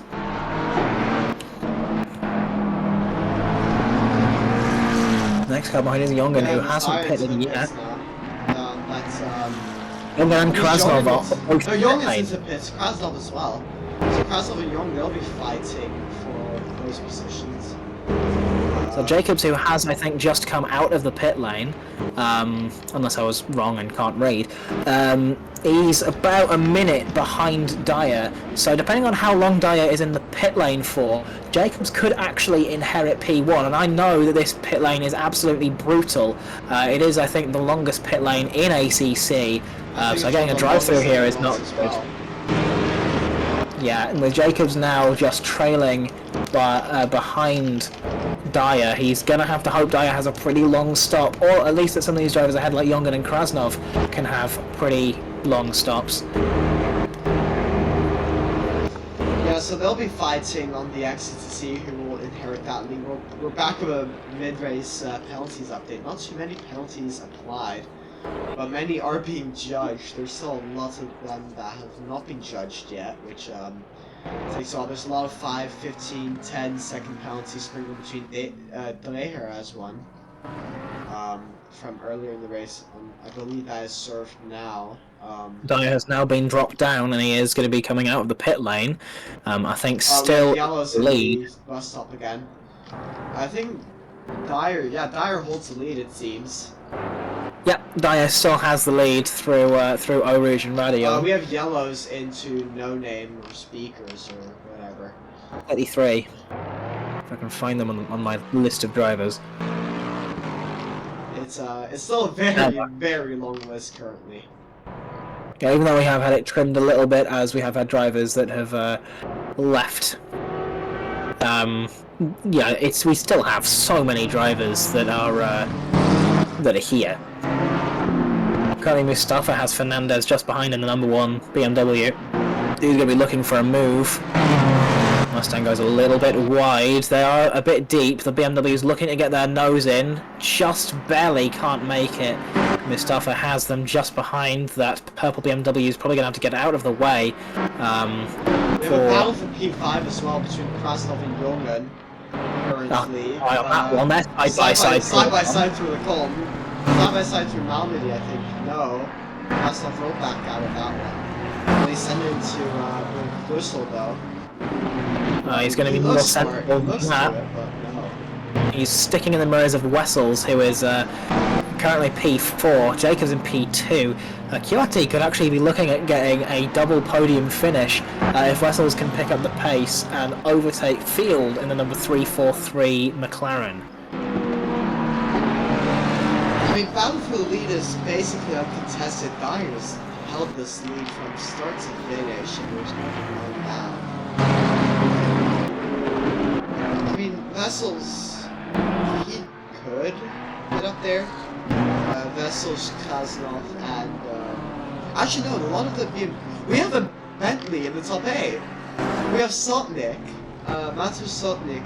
That is a Bentley. I believe that's the How have I not seen that? That's a Bentley in the top 10. That is absolutely diabolical.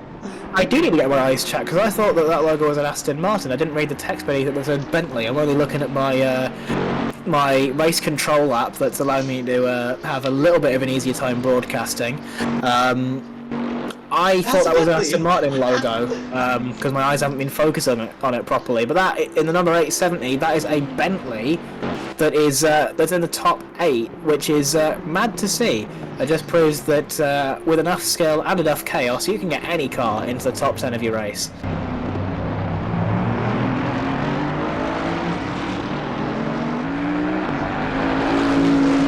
I mean, massive. Oh, Zebby has a drive-through. Zebby has a drive-through. That's a Daher's car. Is that for track limits? I don't know, actually. I did not catch that. But that is a drive-through. It might be speeding. Would surprise me. See, big. 87 spun into the com. So let's see if we can find that. 87 is Jacobs, who has not been having the best of times, it would seem. Even though he's up in the P2, he's now got Field overtaking him for that second place finish. He's got Westall's just behind him. The two QRT Esports boys are together, but not on the way they would have thought. There's a bunch of spins, honestly.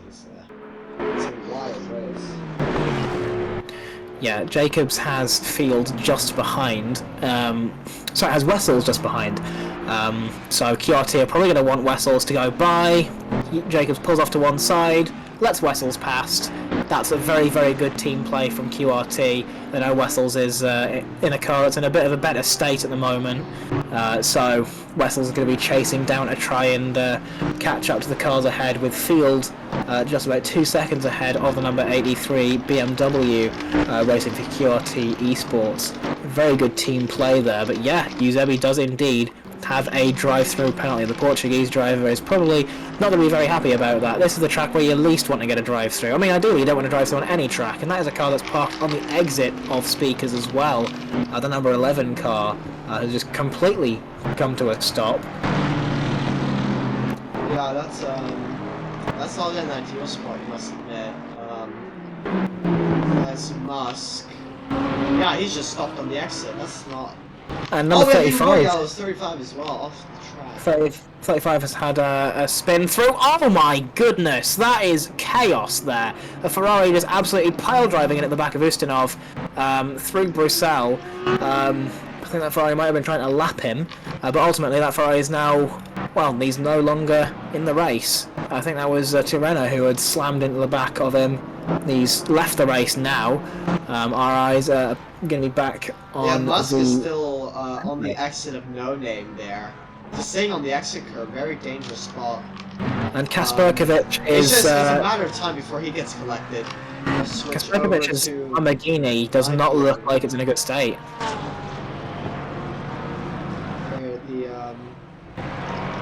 Number 97. It's the 11 of Musk. We're stuck on the exit there. People frantically trying to avoid. That is not the most ideal of places to be stuck. He might have had some sort of hardware issue. Maybe, but he's in fact stuck there, and see if we can get something done about him. He's just sitting there. Oh, he almost gets collected. That Mustang nearly collected. Yeah, somebody's not been paying attention to the yellows. I said it was going to be a matter of time before I get. Oh! Almost from that. What was that Lamborghini there that almost collected him? People really have to watch out for this guy. A lot of these drivers are really not playing it very safe. No, there's going to be a wreck eventually. I've been told yellow flag means you slow down and be prepared to take evasive action, and that has saved my bacon many times. Yeah. The engine isn't even on. Oh, he gets collected! Yeah, we were right. There was going to be a wreck, and that is one of the Astons. I think that was Chukio. That's Chukio. No, I don't think that was Chukio. Chukio is in a green Aston Martin. Yeah, that's not Chukio. It was one of the Astons, though. Well, It was either Repa. way, It was Lucas Repa who collected the 11. The 11's back going now. maybe he was asleep and that crash was just enough to wake him up. He's onto the racing line now, which is beyond either that or he is actually away from his rig. I mean, in some ways, you could think of this wreck as a good thing because now he's well off the racing surface. But it's not very good if you're the Aston Martin that crashed into him. He does just need to hold his brakes or at least get disqualified or something because he's going to spear back onto the track now. Barely avoids anything else happening, but he's just continuing to go. I don't know what is going on with the number 11 Audi. He's just going. He's not touching anything on his rig. They're just continuing to go across the track. The stewards need to deal with this ASAP because this is going to end in tears for someone.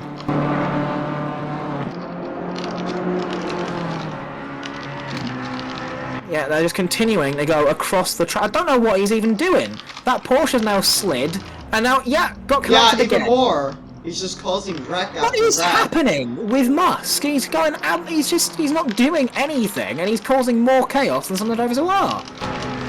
It was still driving. The number 779 yeah, the 669 has been collected. Victim of that crash. This is Some yellow absolute flags in madness. typical one, not like a lot of people are, I would say obeying it, but still full speed through that corner. People really need to watch out. Yeah, I feel like a lot of people are not respecting yellow flags, which is madness. We've got 82 drivers. We had a briefing as well beforehand, so I would have hoped that people were actually paying attention, because the briefing is important. You know, you see it whenever you go karting, telling you to not drive like an absolute pillock. But yeah, we have had a few incidents of drivers not driving as they should. That is to say, not with much respect or dignity. You know, like holding your brakes after an incident has happened, or being able to be predictable when you're being lapped by other cars. I don't think I've seen a race this chaotic before in my life, and I've done races in LFM with low split. Yeah, that's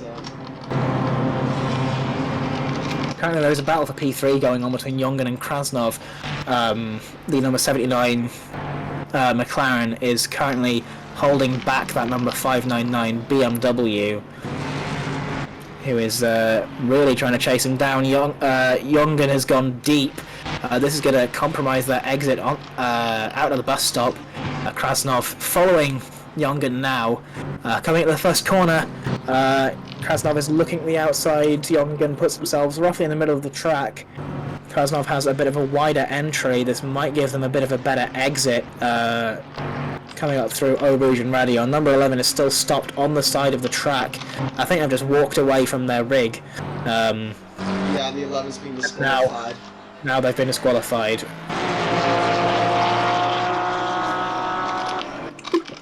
Krasnov had a really good exit through Eau Rouge and Radion. The BMW is alongside. The number 79 coming into Lake Com. Is he to try and make a move around the outside? He gets his nose barely in, but Jongen says no thanks, manages to close that door. Holds P3 for now, but Krasnov is not going to be backing down anytime soon. With 42 minutes left to go in the race, Krasnov is really going to be pushing Jongen to his limits to try and get that P3 finish. The QRT Esports people have been doing a brilliant job to try and get their cars up to high positions, especially after the chaos that had happened earlier on in the race.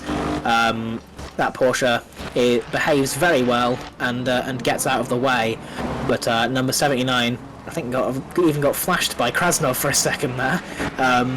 Still looking to carry on, getting that P3, but he's going to have that BMW breathing down his neck, at least for the rest of the race, if he can keep it together. I mean, if he can keep it together, that's a podium finish for him. I believe that would also be on debut. That's definitely not a bad way to start off your career. On that note, career opens up for everyone on the 5th. Yeah, January 5th is when career mode officially starts. This can be considered as the warm-up to the 2025 Mini Endurance Series with ACM, which will be a part of career mode. If you sign up to the ACM Patreon, you can basically unlock career mode immediately and get a bit of a jump on the drivers, with the market updating constantly with different cars and different values, and the values changing depending on varying different factors. It's better to get in early and to try and get that car that you want as soon as you can, because otherwise you might find yourself in a bit of an awkward position towards the start of the season.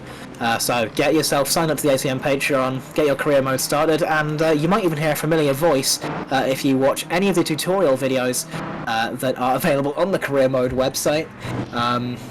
I finally lived out my dream of becoming the license test narrator from Gran Turismo 4 Prologue, which has been a childhood dream of mine, to be helping people learn how a racing game works.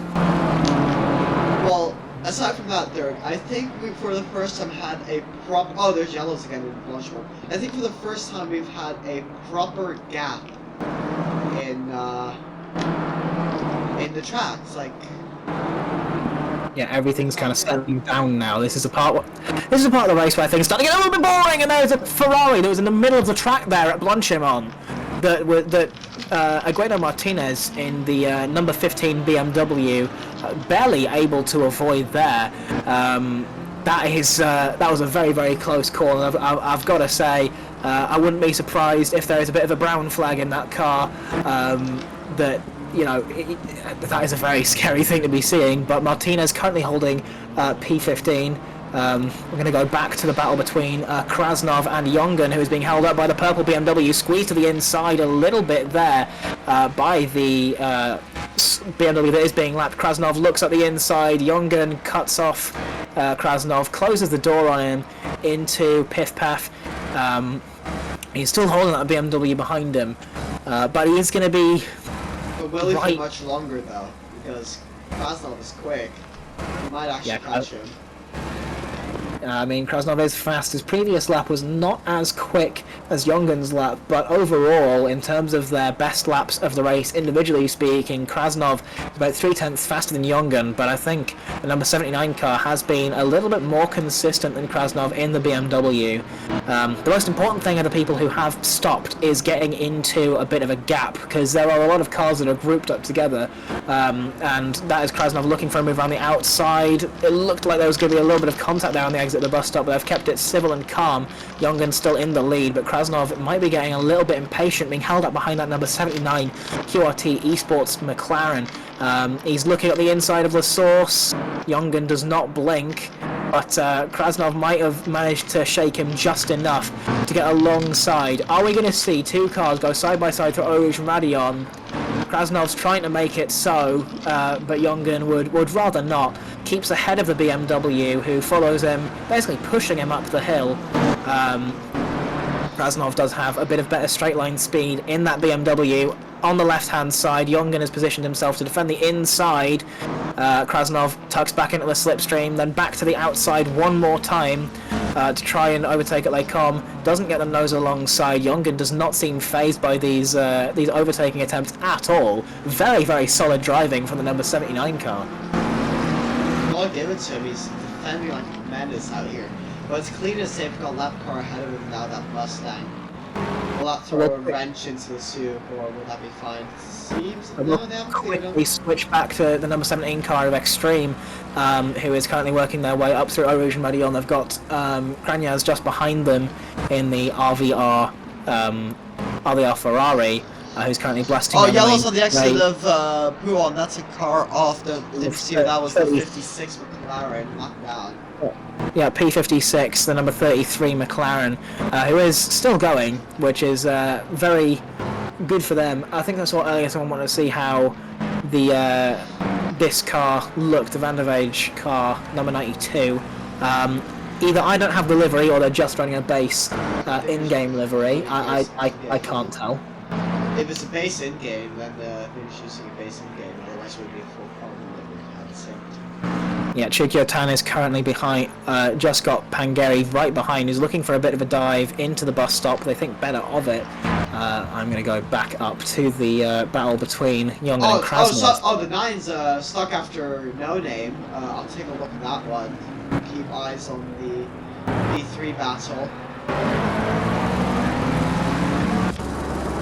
There's a very slow South African BMW down towards Puon now, which is slightly suboptimal for some. He seems to be going yet again. Unfortunately, I don't really have any fun facts about Spa, but I do have a fun fact about South Africa for some reason. Don't know why that popped in my head, but it is the birthplace of the famous chain restaurant Nando's, which can be found across the UK, where many a lad will go for a cheeky Nando's, inspired by Portuguese cuisine. And on the topic of Portuguese cuisine, one driver who has certainly been cooking is Usaby, who's down in P12 at the moment. After serving their drive-through penalty, they have been really trying to get their pace back up to get their way. There on the exit of the column very, very slow. Yeah, that's true here in the 727. I think they might have had some sort of incident there, but Pangirl has now made their way past them, up into P45. It does feel a bit weird working with numbers that are this big in terms of an actual race. Yeah, considering that all of these cars are GT3s, this is not a multi-class race, people. These are all proper GT3 cars. Bring back GT4! Bring back GT4! I need my little merchant car in my class, and yeah, I need to cheat my way to a championship again. Bring back the I would love to do GT4s. more GT4 racing. I wanna drive my my Alpine a little bit more. It's really fun whenever I have to use Race Element to create my own dashboard because I have the wheel disabled whenever I'm driving in first person view. So Oh, somebody's crashed usability on the radio, and that's a 30. 30. Slow, but back going. Yeah, Gossel is now going again after crashing at Eau Rouge. They're down in P35, overtaken by Pomolov now, about 7-second gap between the two. Back again to Jongen and Krasnov, who are coming through the fastest section of the track. Through Blanchimont they go. Krasnov following that McLaren as much as they can, trying to get past that Mustang. It is a bit of an awkward spot. The Mustang holds itself to the left-hand side, manages to let both of the leading cars pass with relative ease. I think they've even got Papavensis about a second behind the BMW there. And he's trying to make their way up as well. Going back to Murray and Martire in the fight of the BMWs, with Luca Mari in the ATS Corsa Esport team. The number 46 car found themselves back in P9. Martire finding 10th place. Of course, a top 10 finish in a race like this is very good. There was a bit of contact there between Martire and Mari. The number 16 car giving the number 46 a little bit of a kiss, a little bit of a push, coming through the coming to the first part of the bus stop. I'm sorry. Slightly further up, though, we saw our good friends at Ultra Meccano fighting, which will be exciting. Yeah, Jongen and Krasnov again having a bit of a side-by-side. Jongen does go off the track and maybe gains a slight advantage, but nothing to be said just yet. Krasnov still behind the QRT Esports driver, who might be getting a little bit worried that this BMW is driving a bit faster. They were 0.2 of a second quicker on their previous lap compared to the McLaren, so Jongen is going to be a little bit concerned about Krasnov in their rearview mirror, because he might not be there for much longer. You've got the McLaren of Papavensis just behind, also getting themselves involved. Holter and Picano are still fighting. That gap is roughly the same as they're coming now through Bruxelles and through Speakers. Picano is going to continue to try and get that fight done. Krasnov looking for a move again on Jongen, doesn't really make it happen. He's just trying to shake the Dutchman into making some sort of mistake, positioning the car in a suboptimal manner to maybe open up for another sequence of corners. There's not really a lot of corners here where you can do that. I think Les Combes would be a really good place if you wanted to disrupt someone's flow, because if you don't get your car positioned very well for Les Combes, it does give you a really bad run through there and into Bruxelles as well. So Krasnov might need to think a little bit more strategically, because with about half an hour left to go of the race, there's not a lot of time left for Jongen to make this move, who is actually catching up to Field in P2, who themselves is 27 seconds off of Dyer in first place.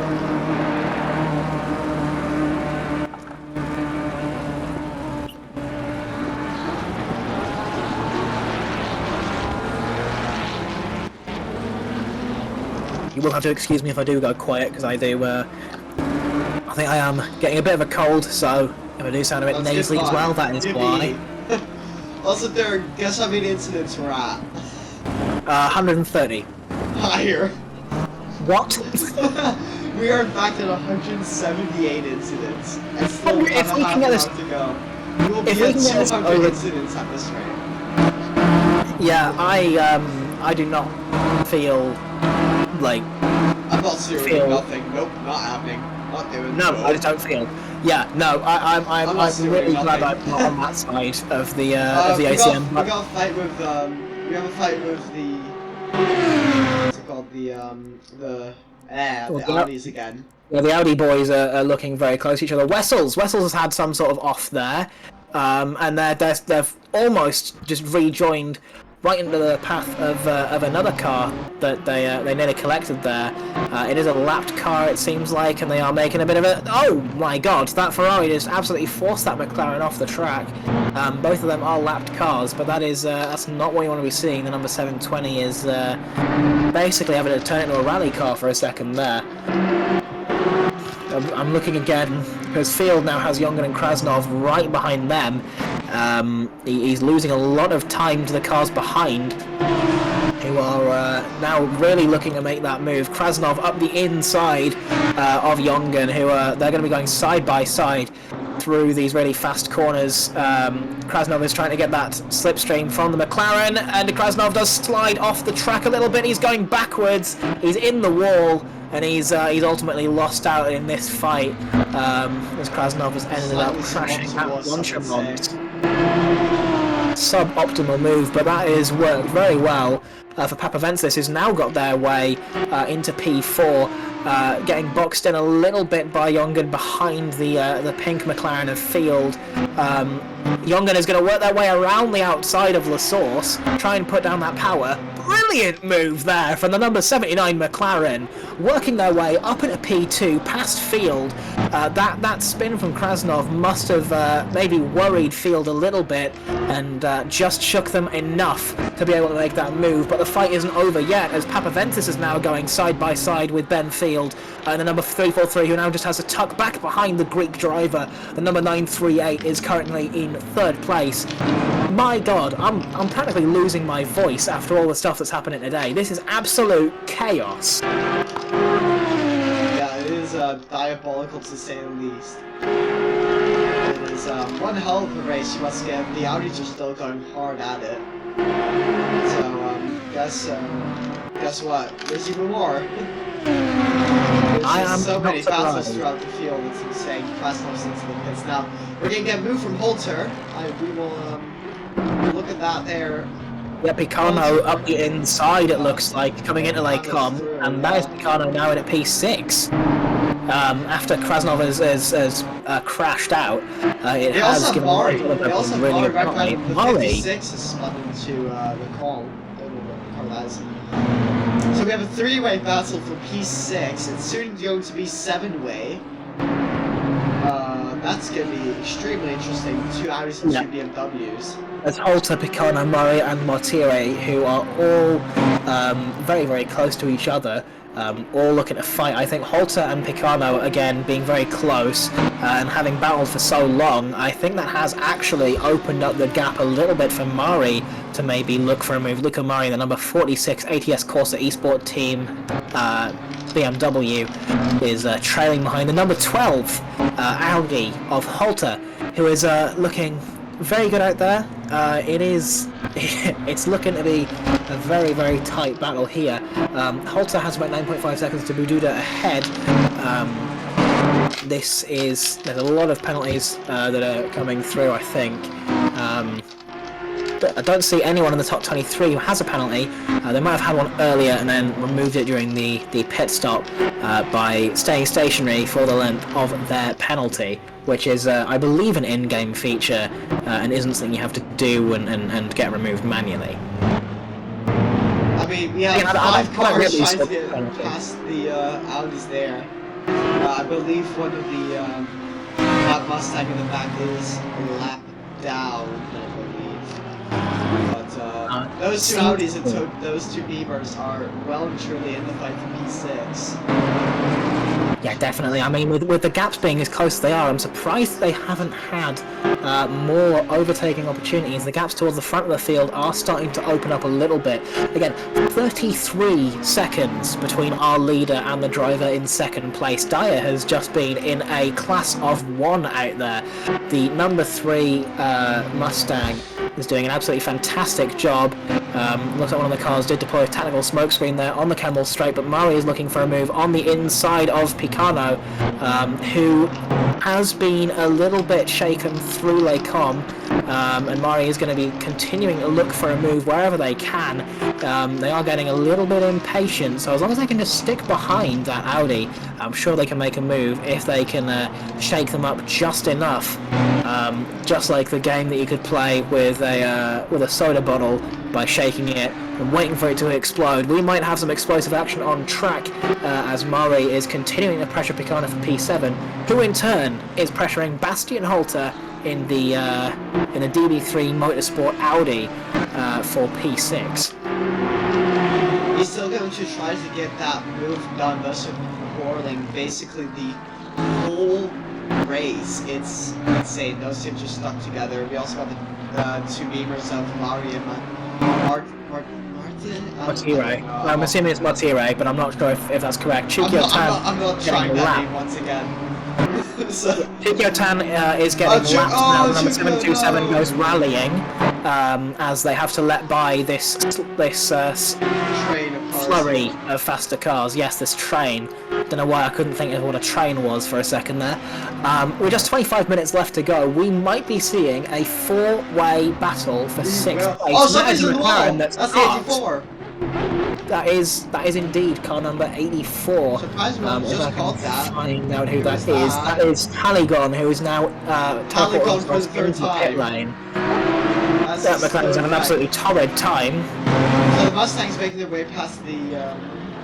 Oh, that Bastian Halter is defending from the Mustang, who I believe to be lap traffic. We have a bit of a traffic jam there in turn 1. The Beamers. That's gonna bumper instant count up to 192.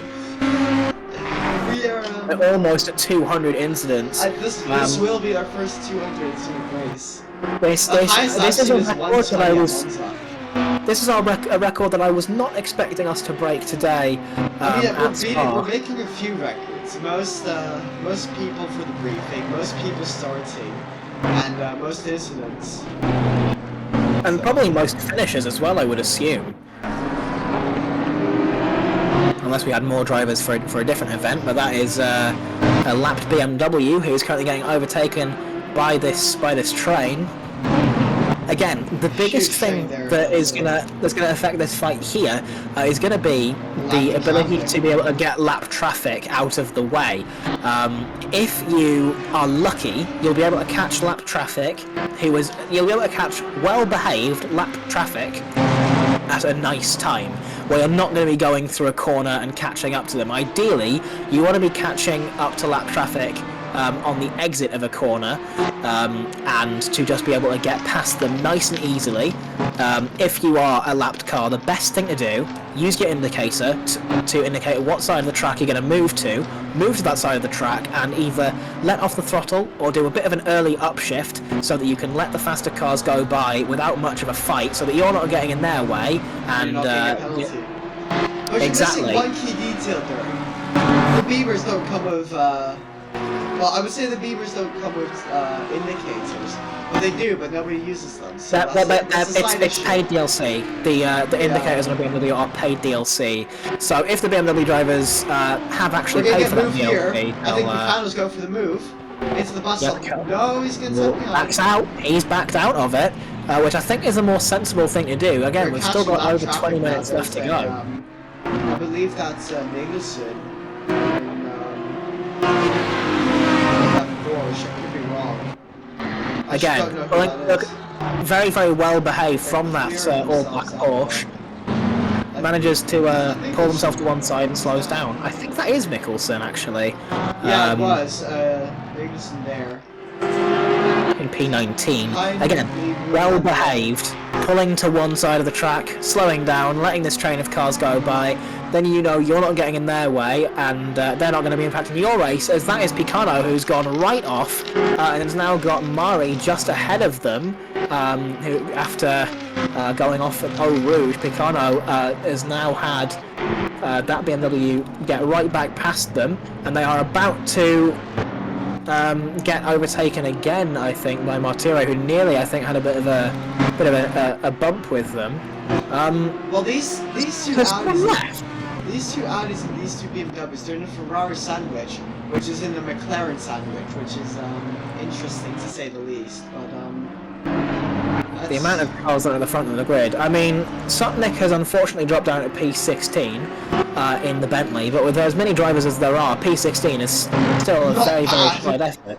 Everyone in the top 20, again, it's a very, very difficult track to drive with this many cars on, especially with the wide range of skill that a lot of these drivers have, and that is Picano with a drive-through penalty. Yeah, this is a drive-through, I don't know for what. We got a yellow in Malmedy for the 71. That's a drive-through for Picano, that's going to ruin his chance at beating Holter. Arguably the better driver of the whole race, but that's going to be cut short. Yeah, definitely. With Mari actually having a faster lap time overall than Halter, it's likely we could actually see that BMW of Mari, the number 46, making their way up into 6th position with that 720 BMW, that's a McLaren, just ahead of the Audi. They could actually end up holding up this train. Oh, there's a McLaren there in front. Traffic. Halter's going to defend and go for the inside. They're going to move past that base 720. Oh! And there goes Picano getting spun around. He's rammed into the around by the side lap of that traffic. McLaren. He's going to go insert his drive-through now. That was not the greatest line you can take, but here we are. That is a miserable way to be taking a drive-through penalty after basically having to enter the pit lane backwards, and that McLaren again just going unnecessarily slowly out of through the first corner. Might have been caught up in some sort of incident there, but that's what I'm talking about. Some drivers are more erratic than other drivers, and it makes it a little bit harder. Mars going to make an attempt at Halter soon. He's got the slipstream, he's got the exit, he's going to pull to the inside. And that looks like move done, but will Halter hold it around the outside? He did not brake. Ooh, bit of a scary move from Mari there, but Halter does slot in behind. That is move done from Mari. Very well executed from the number 46 BMW. I don't think I could have seen a move done any better than Mari could have done there. Just getting a really good exit out of Eau Rouge, keeping that slipstream, pulling alongside, and getting the overtake done before Les Combes even happens. And Halter did good to try and hold on to the outside, but ultimately Mari was going to win that with the inside line for 2 of the 3 parts of Les Combes. Halter now down into P7, Mari up into P6, a very, very good run from the ATS Corsa eSport team BMW. Well, it's certainly a battle. Halter's trying to stay with Mari there, but Mari seems to be that slight edge quicker than Halter there. But we only have 18 minutes to go. There's a bunch of penalties that will be coming in soon. We are extremely close to our 200 penalties, which is an interesting sight to behold. We're 196 right now. Records are being broken, not the way we want, but records are records. You gotta take your wins where they are. And in terms of taking wins where they are, Krutov currently in P15 looks to be getting involved in a 3-way fight with the aforementioned Bentley and a Lexus. So again, 2 cars that you maybe don't see too much in top-level play. Currently in P16 and 17, looking to get in a fight with what I would argue is one of the most commonly seen cars in top-level play, the McLaren 720S Evo, my previous main car before I became a Ferrari convert. After realizing it wasn't that good. McLaren forever. Or Bentley forever, as that Bentley's making a big move up the inside of Krutov. Sotnik is looking for that move, gets it done. God save the king, as number 870 makes their way up into P15. The McLaren is still side by side with the Bentley, but he does go off the track a little bit in the third part of Les Combes. That Lexus is now going to look for a move. The number 5 of Weissman, looking at the inside of Bruxelles. Can the 720 McLaren hold it around the outside? It looks like he does still have a nose at the inside for Speakers, as he's going to try and hold on to the Lexus. It's very, very close at the exit of Speakers' corner, but ultimately the 720 has to pull back. So from what looked like a definitive P15, they've already dropped 2 positions and shuffled down by the Bentley and the Lexus. It's 2 unique cars, you won't see much. The Lexus is pretty good, honestly. The Bentley, not as much. If you set it up right, it can be an absolute demon on the track. But certainly interesting choices. You don't see much. There's also a singular Lamborghini in the grid. You have a few Mustangs, you have your Ferraris, basic choices. One Mercedes as well, being the old Mercedes as well, which is an interesting choice. Yes, so only time I'd ever driven that old Mercedes was for a Boomer Cup challenge, and that's back when I... We also moved further down the grid, sorry to cut you off, we got Nosek fighting Kuzumkanov for P37.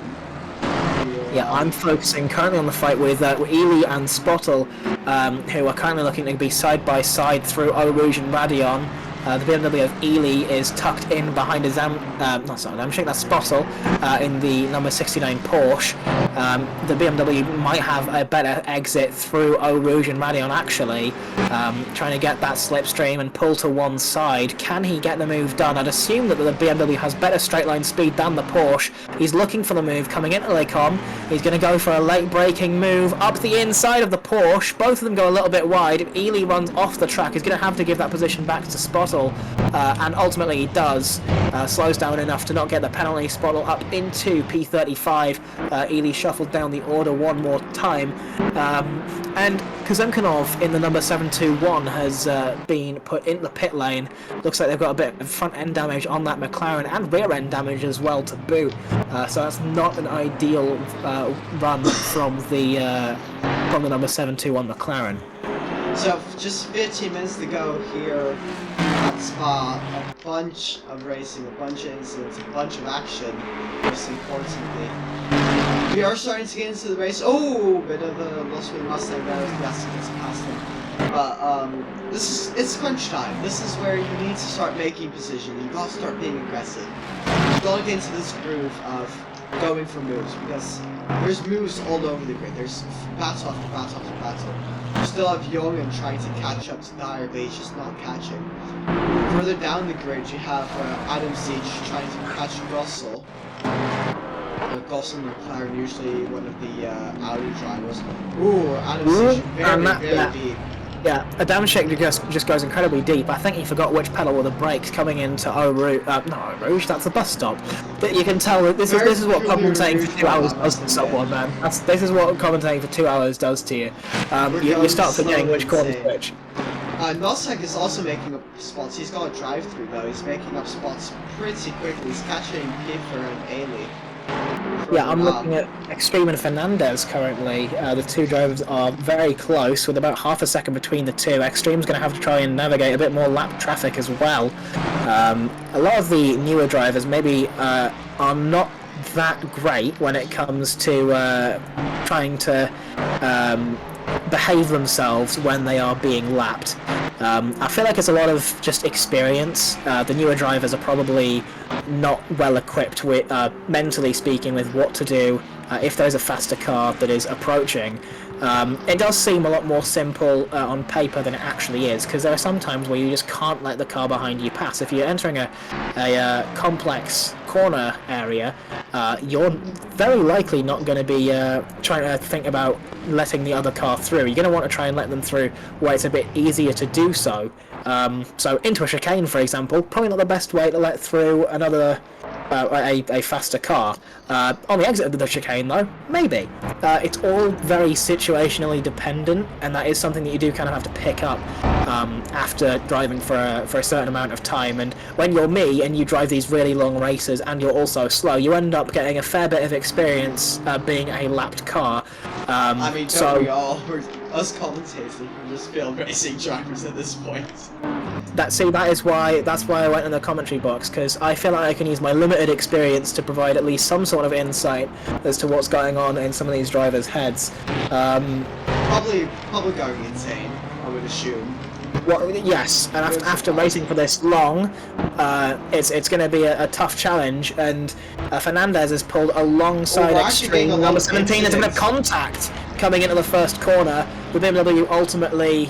Actually, it looks like Extreme might have just let him by there. Hit 200. After realising he has made that bit of contact, he's let the BMW back through, give him a little flash to say I'm sorry, and he's going to try and get back to P25 legitimately. Mustafa has also seemed to have lost out to Kranyaz's RVR Ferrari, the number 114, and we have hit 200 incidents. We have hit 200. This is it's been a peculiar race. We have yellows up Eau Rouge, that's the 17, something's happened to 17, that's two cars involved actually. Double yellows up at the top of the hill. On the pit exit, oh, that's actually a really big crash. I cannot actually find the number 17 No, that's one of the anywhere. Iron Dames cars.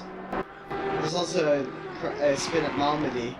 I actually can't 17. see any of these. Oh, there is.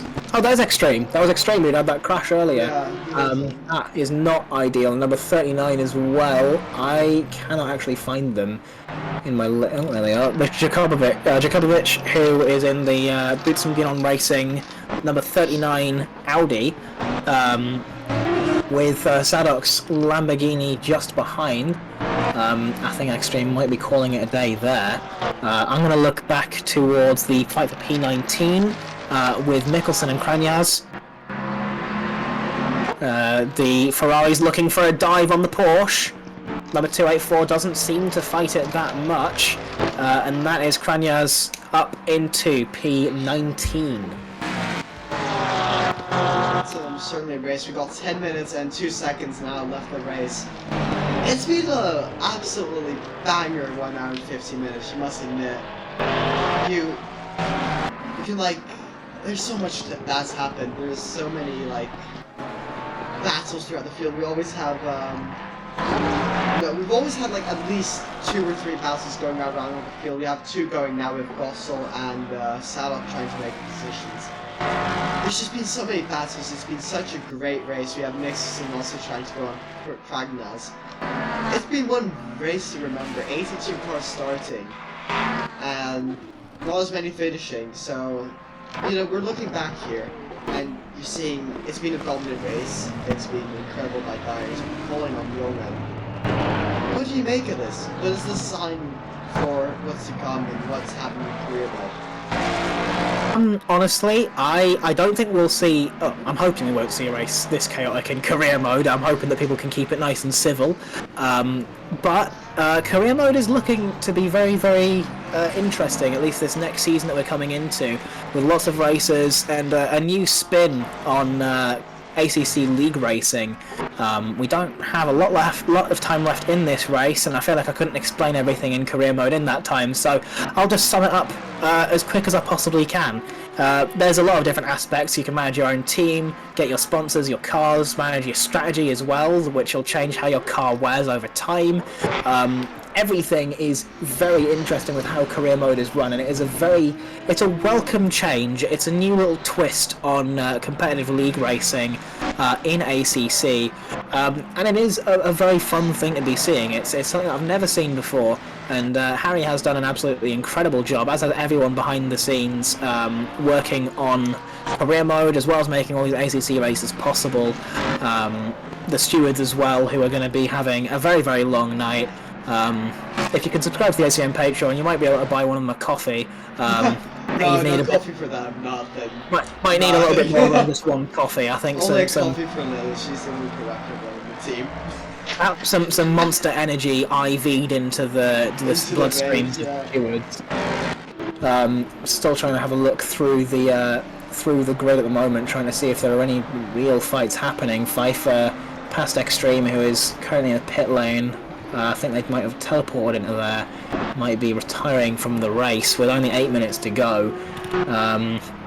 Looking at the FNF Esports, number 277 of Beal, who is currently P40, just about a second off the back of Nosek in the number 34 Mustang.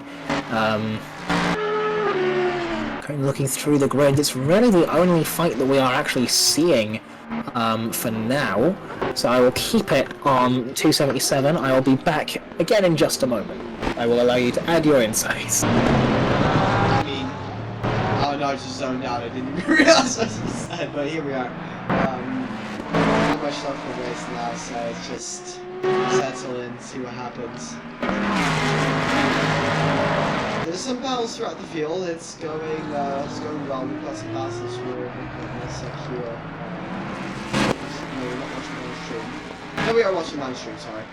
Nosek trying to defend here from Vigil. Yeah, it's been a race to remember. It's certainly something. So, yeah. We're gonna see if Vigil can get past in the straight. The 2 Mustangs, the 2 white ones. See, thundering down the straight. That V8 engine, really loud. We go side by side. Keep it clean. Vigil has to back out. No, he won't. We'll be getting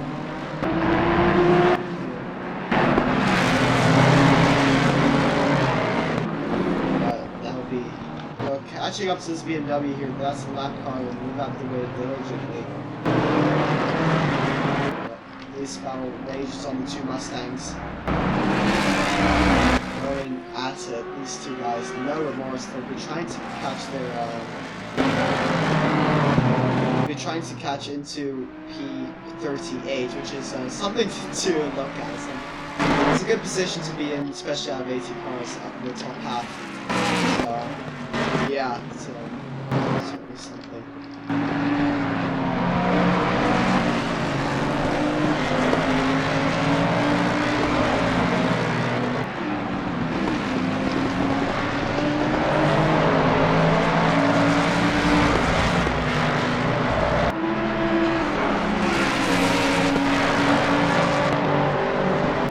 So they'll be thundering down to Blanchiment pretty soon.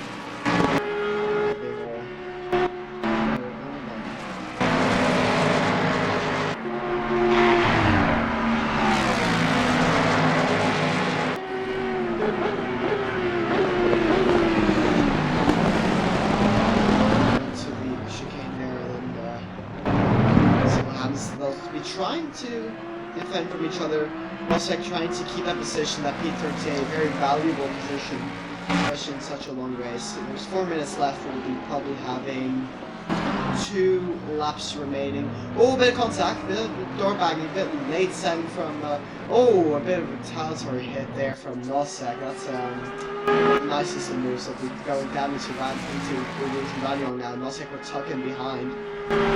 Up the hill they go. Will Nosek catch up through Campbell? He's got the slipstream, that brick of an American car there. They send a move. We'll see shortly. He's looking for it. He's gonna go for it. He's gonna keep his they both almost take out that McLaren, not McLaren, that Audi there. Both cut the track there. Very, very hard fighting from those two. 3 minutes and a bit less of the race now, so this is really crunch time. We're going to move these positions.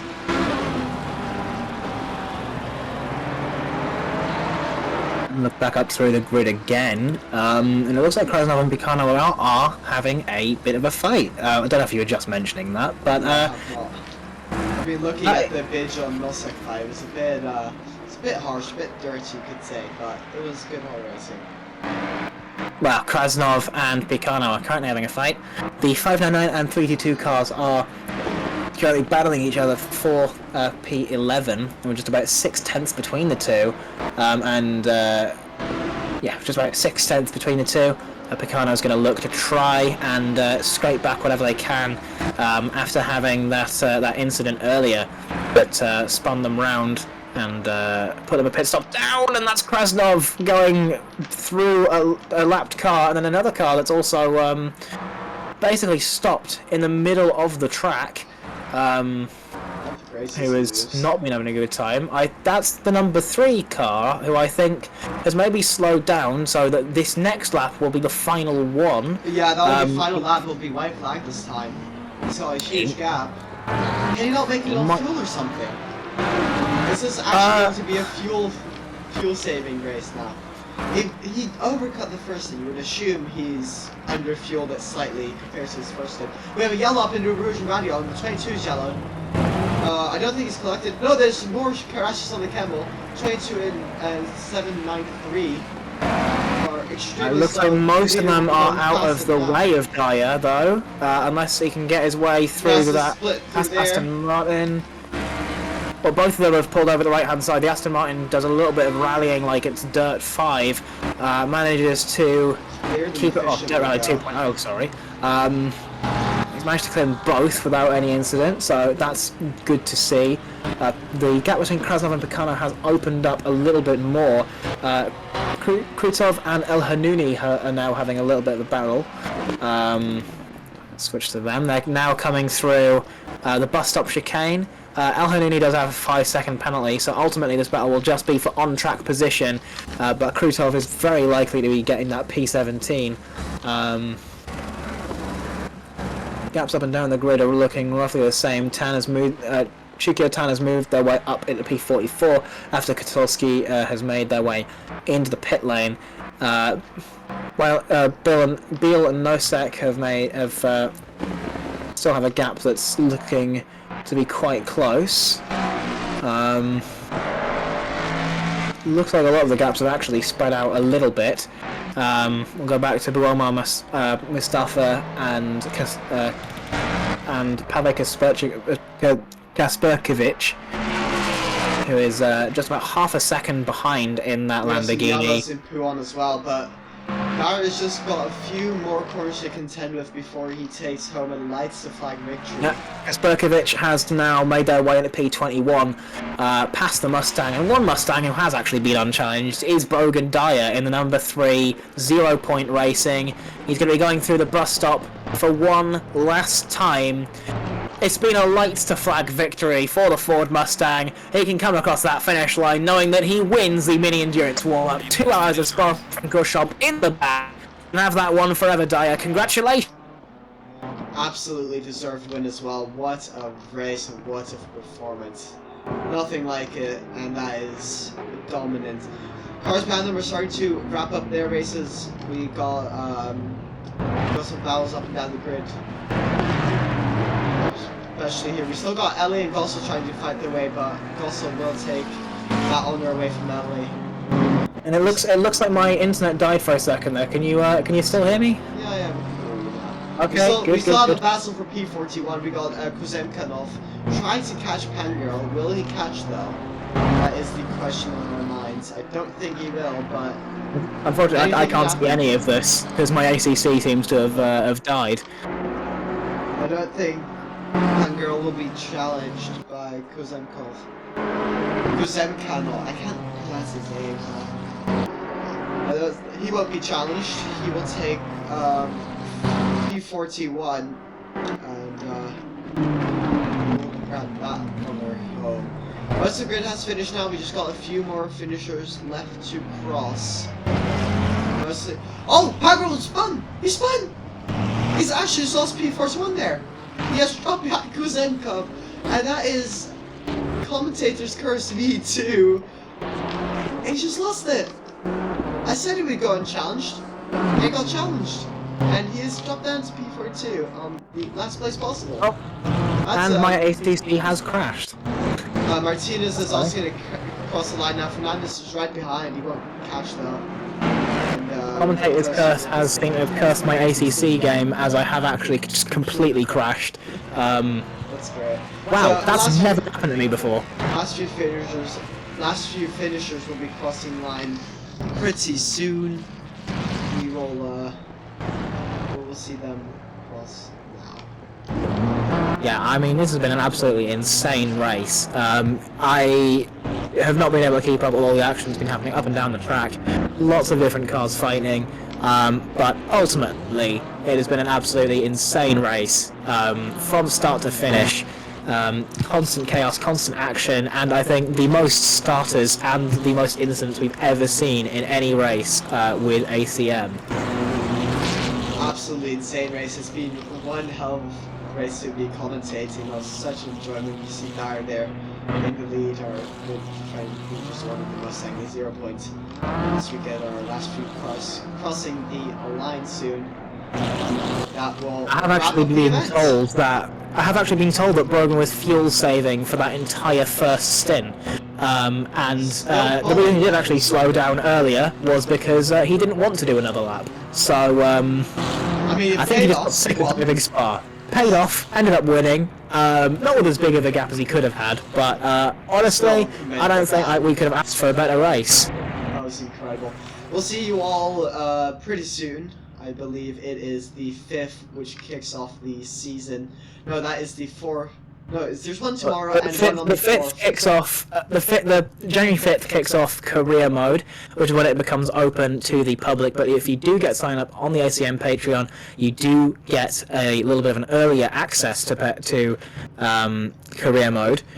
So get yourself in nice and early, and you might be able to get a jump on some of the other drivers. Thank you all for joining us today.